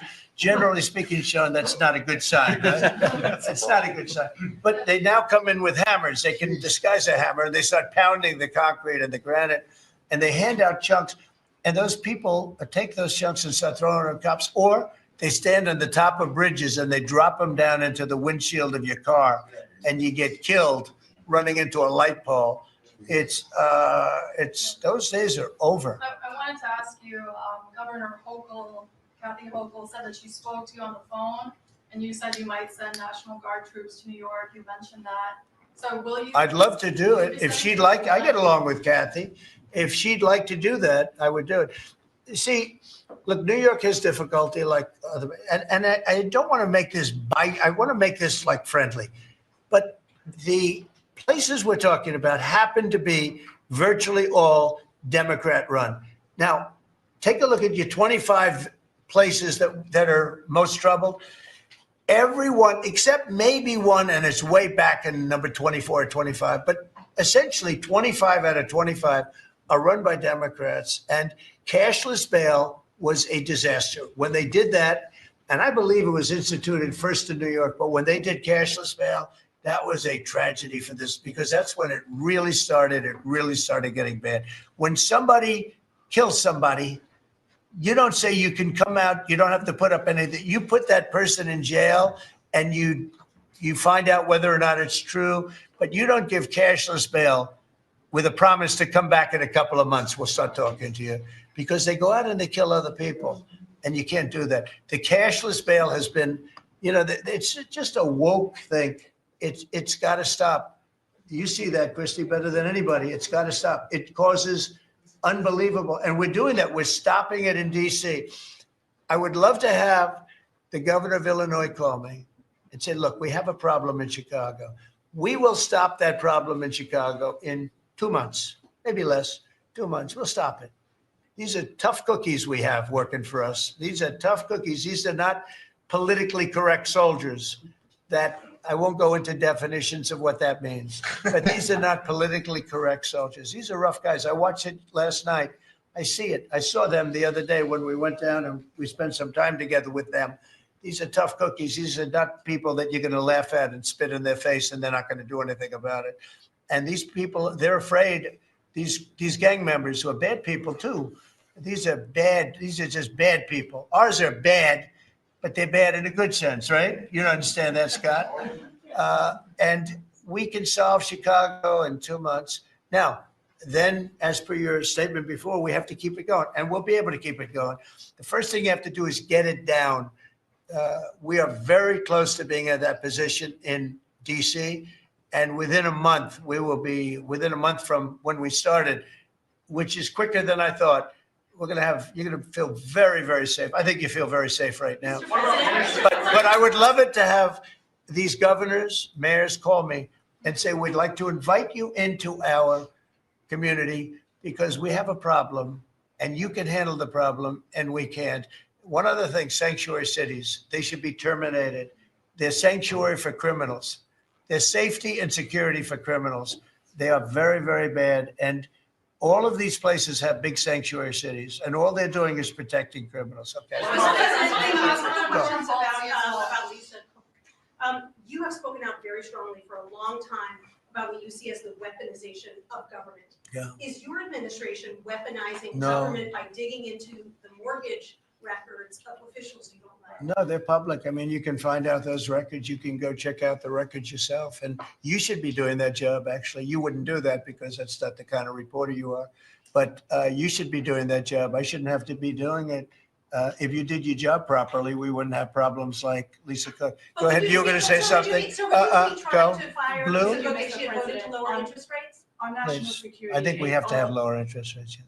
A follow-up question for you and Madam Attorney General on national security. We've heard from Stephen Miller yesterday in the Oval Office that there are street criminals here in DC who are actually found to be doing business with transnational criminal cartels. That's right. overseas. And we know who they are and we know who they're doing business with.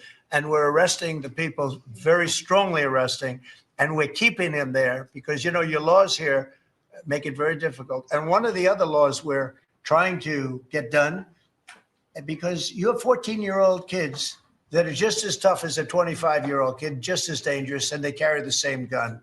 And we have to make a provision where they're treated like older people, because these are seriously tough, bad. They're children, but they're criminals, and they're really bad criminals. And they're used by older people because they never get charged because you can't do anything to them. But we are getting that change, Pam, I hope, because you have 14-year-old kids that are evil. They're sick, and they have to be put away. Something has to be done because you can't have a society where they're allowed to walk the street. You know that better than anybody. On your way to Alaska. I can't believe it. You're not tired holding that? I have a few more questions. How strong are you? How strong are you? Look at him. He's been holding that thing for 3 hours. You're a good fisherman. Well, Go ahead. On the way to Alaska, you had mentioned that there would be severe consequences if Vladimir Putin did not agree to a ceasefire. Yeah. After that summit that was rolled back, given the negotiations, is he back on the clock now? I want to see that deal end. It's very, very serious what I have in mind if I have to do it, but I want to see it end. I think that in many ways he's there. Sometimes he'll be there and Zelensky won't be there. You know, it's like, who do we have today? I got to get them both at the same time. But I want to have it end. We have economic sanctions. I'm talking about economic because we're not going to get into a world war. I'll tell you what, in my opinion, if I didn't win this race, Ukraine could have ended up in a world war. We're not going to end up in a world war anymore, but it would have ended up possibly in a world war. That would have been they were ready to trot. But just like India and Pakistan, we're going to end up in a nuclear war if I didn't stop them. You know, it's sort of strange. I saw they were fighting. Then I saw 7 jets were shot down. I said, that's not good. That's a lot of jets, you know, $150 million planes were shot down. A lot of them, 7, maybe more than that. They didn't even report the real number. I'm talking to a very terrific man, Modi of India. And I say, what's going on with you in Pakistan? Then I'm talking to Pakistan on trade. I said, what's going on with you in India? And the hatred was tremendous. Now, this has been going on for a hell of a long time, like sometimes with different names for hundreds of years. But I said, what's going on? I said, I don't want to make a trade deal. No, we want to make a trade deal. I said, no, I don't want to make a trade deal with you. You're going to have a nuclear war. You guys are going to end up in a nuclear war. And I said, call me back tomorrow, but we're not going to do any deals with you, or we're going to put tariffs on you that are so high. You were there, Howard, right? Yep. You're going to put tariffs on you that was so high, I don't give a damn. Your head's going to spin. You're not going to end up in a war. Within about 5 hours, it was done. It was done. Now, maybe it starts again. I don't know. I don't think so, but I'll stop it if it does. We can't let these things happen. The Russia-Ukraine situation, last week, 7,012 soldiers, 7,012 soldiers died. They were Russian, they were Ukrainian, they weren't American. So a lot of people would say, what do you care? They're not American. I care. They're 12,000, over the last couple of weeks, over 12,000 people died in in 2 weeks. You know, we're talking about crime where somebody's killed here or somebody. Think of it. You have your son leaving Russia, leaving Ukraine, their little house, wherever they live with their parents. They're waving goodbye, just like our parents would wave goodbye. And they're waving goodbye, son.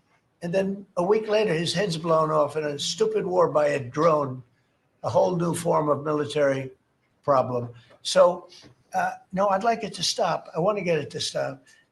And it will not be a world war, but it'll be an economic war. And an economic war is going to be bad. And it's going to be bad for Russia. And I don't want that. Now, I have to also see, because not everybody, Zelensky is not exactly innocent either, okay?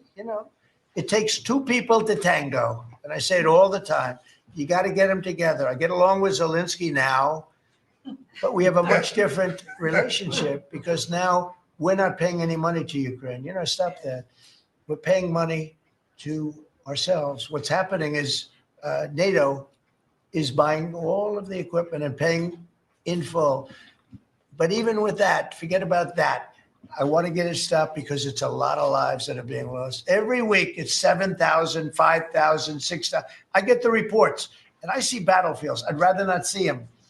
And you read about Gettysburg. You read about Gettysburg and you see, those 600,000 people. But in that war in particular was really bad, like 150,000 or something, just dead body. I'm seeing the same. I see pictures. I see satellite pictures of heads over here, arms over here, legs over here. And this is like a modern age. It's no different than the worst wars that I've ever seen. And if I can stop it because I have a certain power or a certain relationship, I had a very good relationship with President Putin. Very, very good. That's a positive thing again. And I think I'm probably the only, Steve Witkoff would tell you I'm the only one that can solve it. I don't know. He's told me that a few times, unless he was saying that just to build up my ego, but it's not really. I have no ego when it comes to this stuff. I just want to see it stop. Thousands of young people, mostly young people, are dying every single week.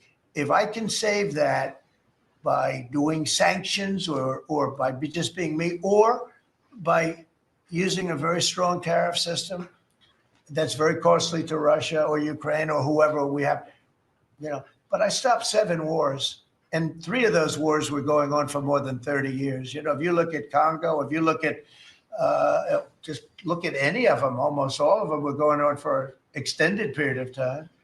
Now, interestingly, one had just started, it was 2 days old, and that one. And we did that one when we were in Scotland negotiating. It was 2 days up, but there were 2,000 dead bodies laying on the border. Bueno, pues subrayamos las palabras de Donald Trump ante esta reunión con su gabinete en la Casa Blanca, y es que acaba de decir que Trump se prepara para esa batalla legal por Cook.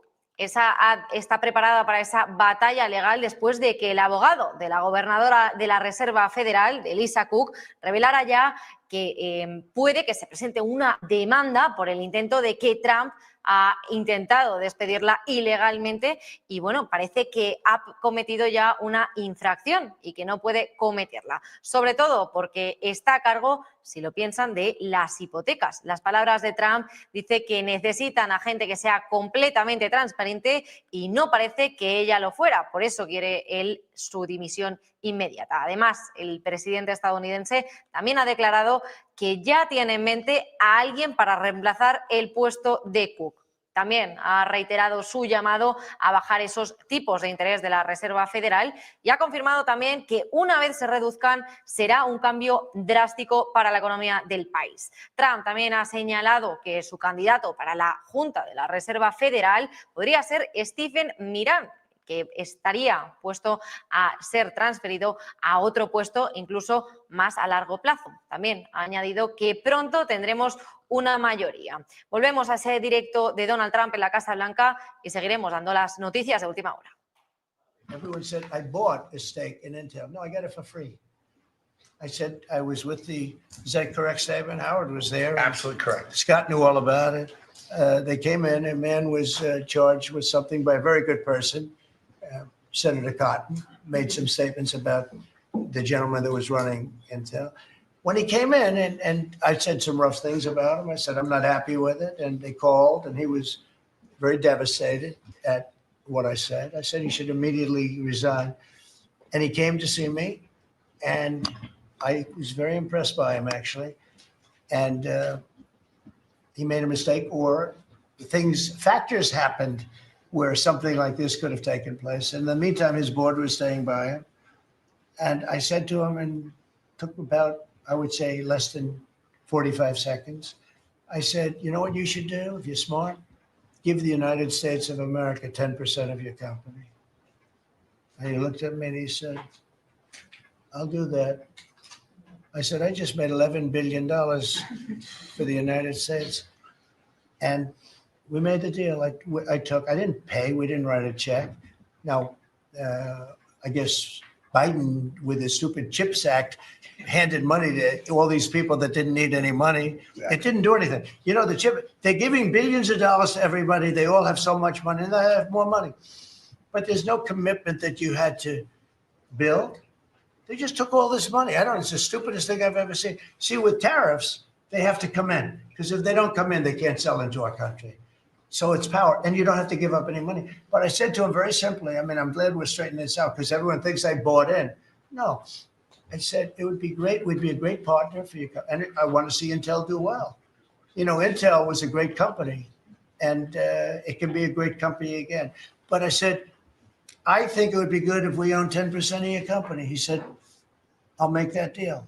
And it happens to be worth $11 billion. So we made $11 billion for the country. And then I was criticized by some of the fake news media.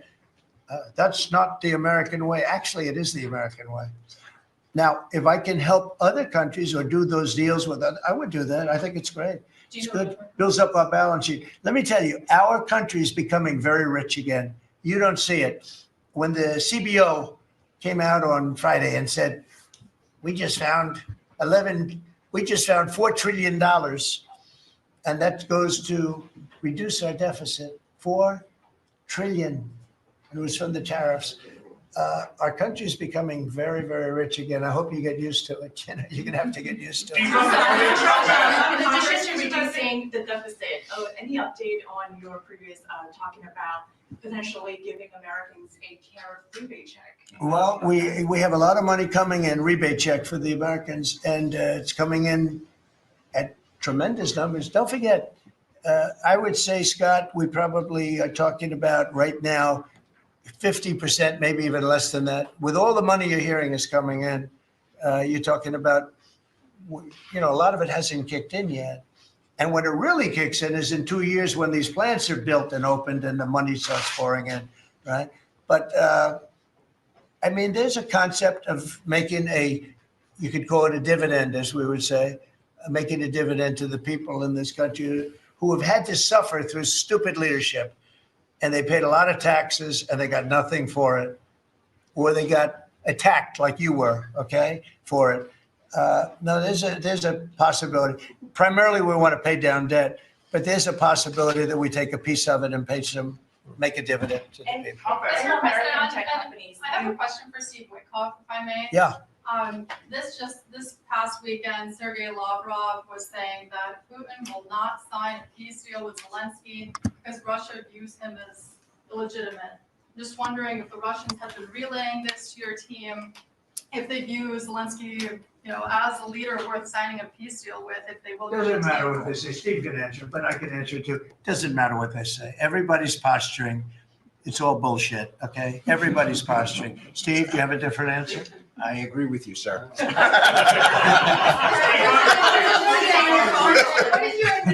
Florida City, there are 500 people short of the police department, police. In New York City, it's 3,000. In Chicago, it's 1,300. Would they have had to bring in troops from the National Guard if the police departments in this country were fully staffed?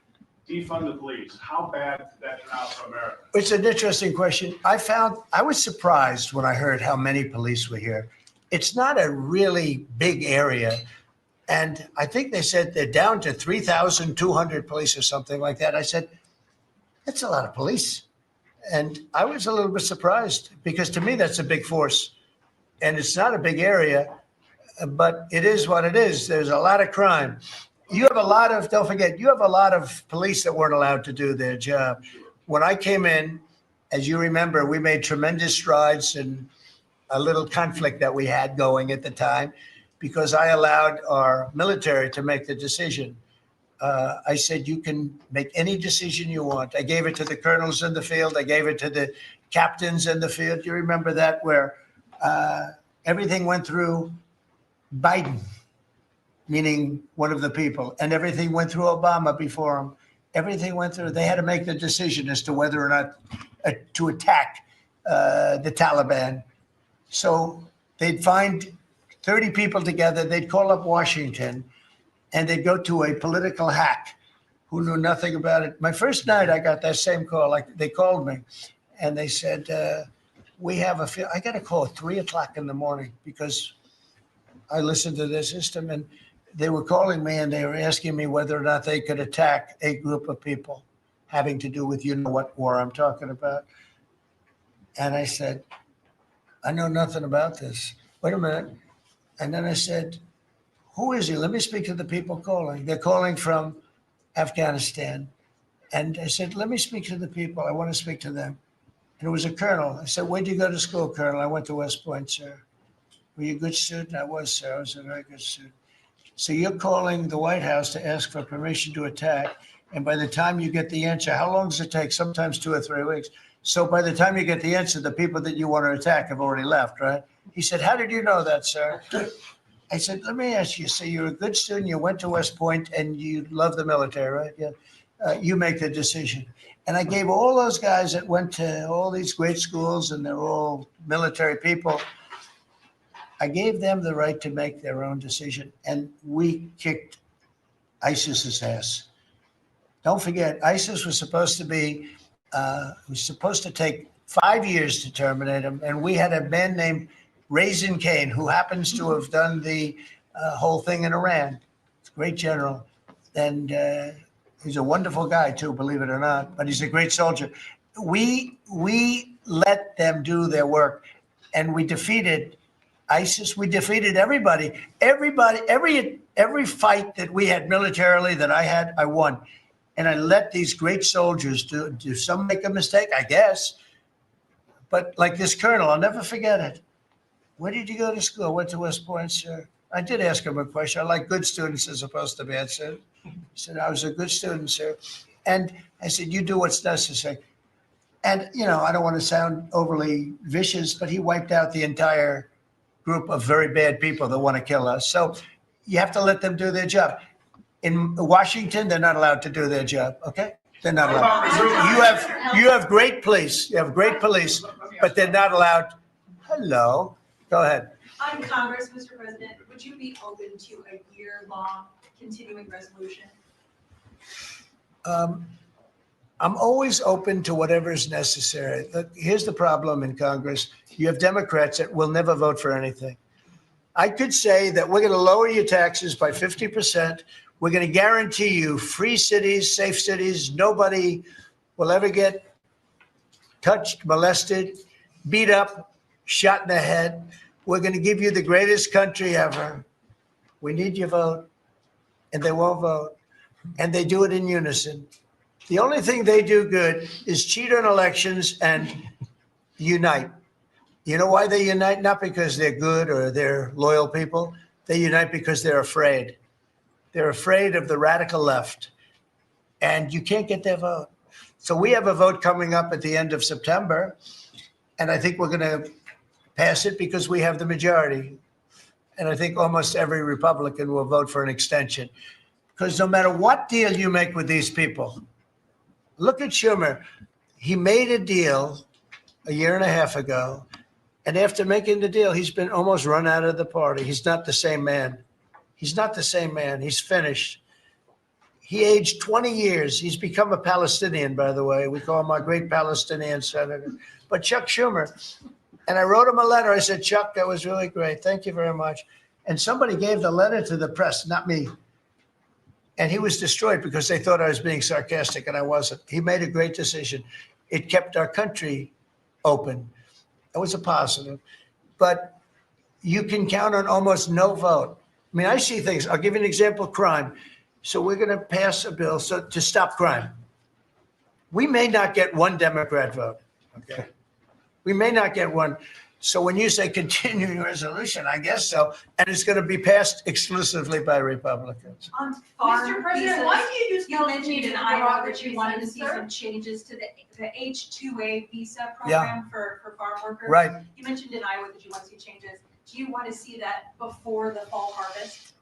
Well, I love both groups, and we take care of our farmers, and we also take care of the people that want bad people out of our country. And we're working on something that's going to work really well. We take care of our farmers, but we also have to take care of those people that voted for me because they don't want criminals in our country. And we're working on something where we can take care of both. Mr. President, the CBO report that you were talking about, the CBO report that two of your cabinet members were talking about. I remember back on Liberation Day, many of us reporters covered your detractors, people saying that it was going to explode the deficit and therefore explode the debt. Who all has called you to say I was wrong? That's very good. You know the answer to that. Okay, yeah, please. Governor Pritzker said yesterday that at the press conference that he would encourage nonviolent resistance to the National Guard if they were sent to Chicago. What's your response to that? He said what? That he would encourage nonviolent resistance if the National Guard is sent to Chicago. Look, this guy doesn't know what resistance is or nonviolent resistance is. He's a bad politician. It's amazing. I mean, if he didn't have the money, he wouldn't get any votes because there's no compelling reason to vote for him. The guy's a major loser. But it would be nice if he would call me. I would change my mind immediately. He said, you know, because everybody knows Chicago is a hellhole right now. Everybody knows it. It's not like he's saying Chicago has much better numbers, right? Well, what's much better? You mean 100 people are going to be murdered? It's going to be much more than that. So I would have much more respect for Pritzker if he'd call me up and say, I have a problem. Can you help me fix it? I would be so happy to do it.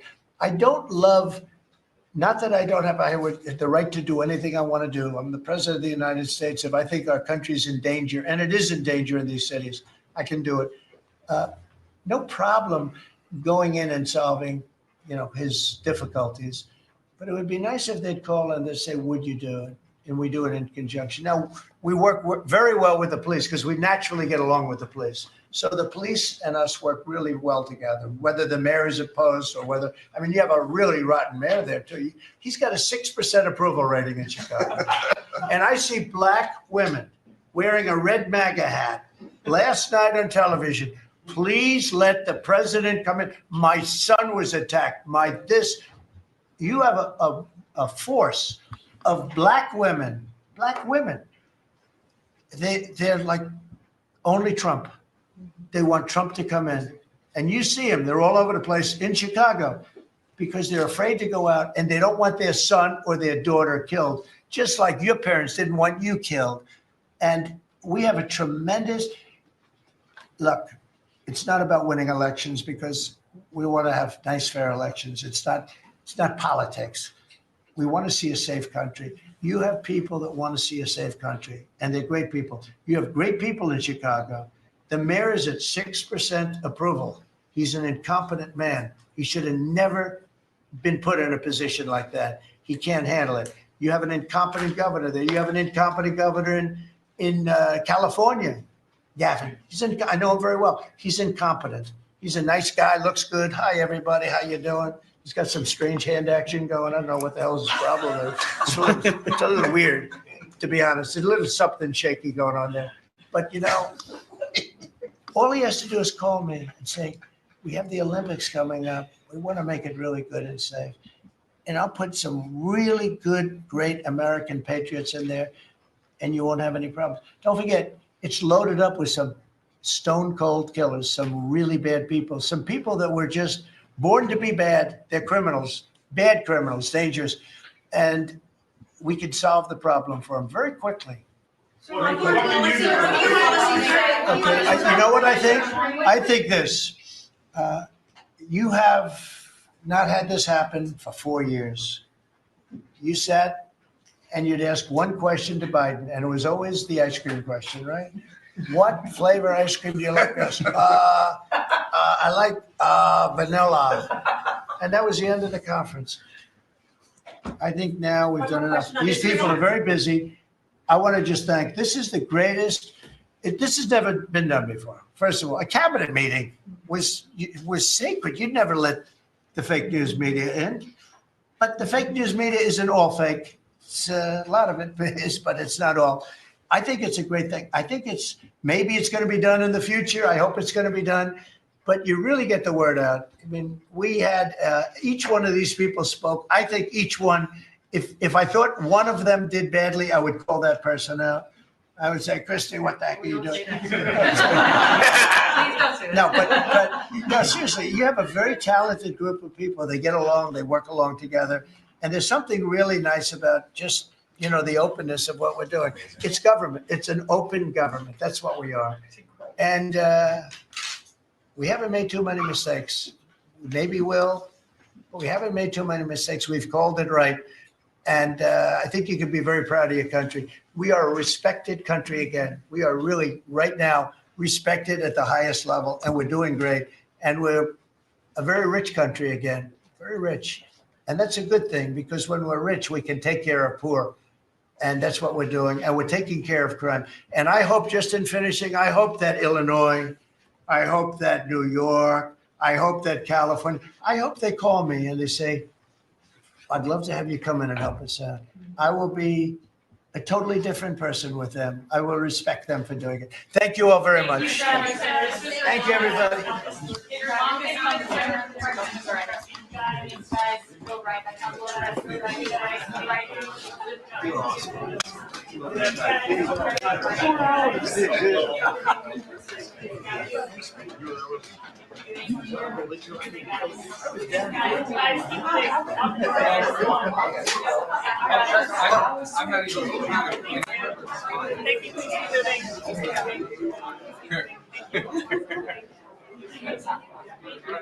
Bueno, pues hasta aquí la reunión de Trump en Washington, D.C. Y bueno, una última hora que tenemos también que destacar es que Trump, ojo, ha dicho que podría imponer sanciones económicas a Rusia. Donald Trump ha advertido que pondría esas nuevas sanciones económicas a Rusia en el caso de que no alcancen un acuerdo para poner fin a esa guerra de Ucrania. El mandatario calificó también esta situación como muy seria y dijo estar listo también para actuar si Moscú no cede. En estas declaraciones de la Casa Blanca también Trump ha criticado la falta de coordinación entre los presidentes, entre Putin y Zelensky, para llegar a este acuerdo, señalando también que si necesita ver a ambos en la mesa de negociación al mismo tiempo para poder avanzar en esta situación y llegar a este acuerdo de paz tan ansiado. Así que bueno, nos despedimos ya con todas estas noticias y declaraciones de Donald Trump. También hemos estado escuchando cómo durante las intervenciones han mencionado también esa batalla legal por Cook, y es que el presidente de Estados Unidos, Donald Trump, también ha dicho que su administración está preparada para esa batalla legal, después de que el abogado de la gobernadora de la Reserva Federal, Lisa Cook, revelara que la gobernadora presentará una demanda por el intento de Trump de despedirla ilegalmente. Parece haber cometido una infracción y no puede cometerla. Sobre todo, si está a cargo, si lo piensan, sobre este tema de las hipotecas. Además, ha dicho Trump que necesitan gente que sea completamente transparente y no parece que ella lo fuera. El presidente estadounidense también ha declarado que ya tiene en mente a alguien para reemplazar a Cook y retiró también a su llamado bajar los tipos de interés de la Reserva Federal. Escuchamos a Donald Trump con estas declaraciones. Thousands of young people, mostly young people, are dying every single week. If I can save that by doing sanctions or by just being me, or by using a very strong tariff system that's very costly to Russia or Ukraine or whoever we have. Bueno, pues ahí teníamos a Donald Trump y bueno, esto ha sido todo por hoy. Esta reunión se cierra aquí allí en la Casa Blanca de Estados Unidos y bueno, volveremos mañana con más información aquí en Negocios Televisión. Les deseamos que tengan un buen resto del día y buen negocio.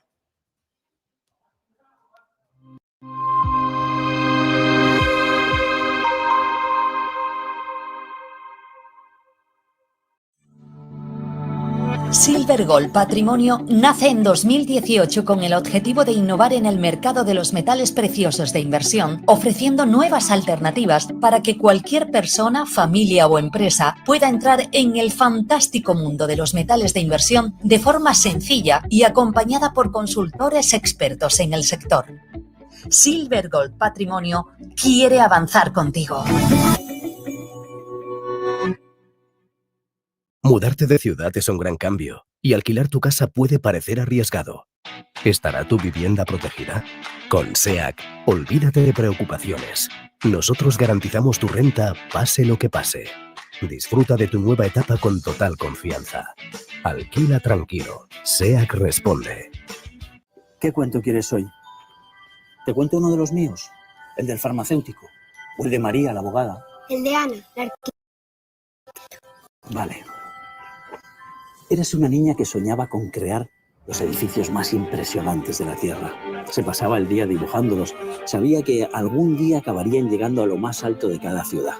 Y que cualquier persona... Cada profesional tiene detrás una historia increíble. Creer en ella es lo que de verdad cuenta. Arquia Banca, el banco de los profesionales.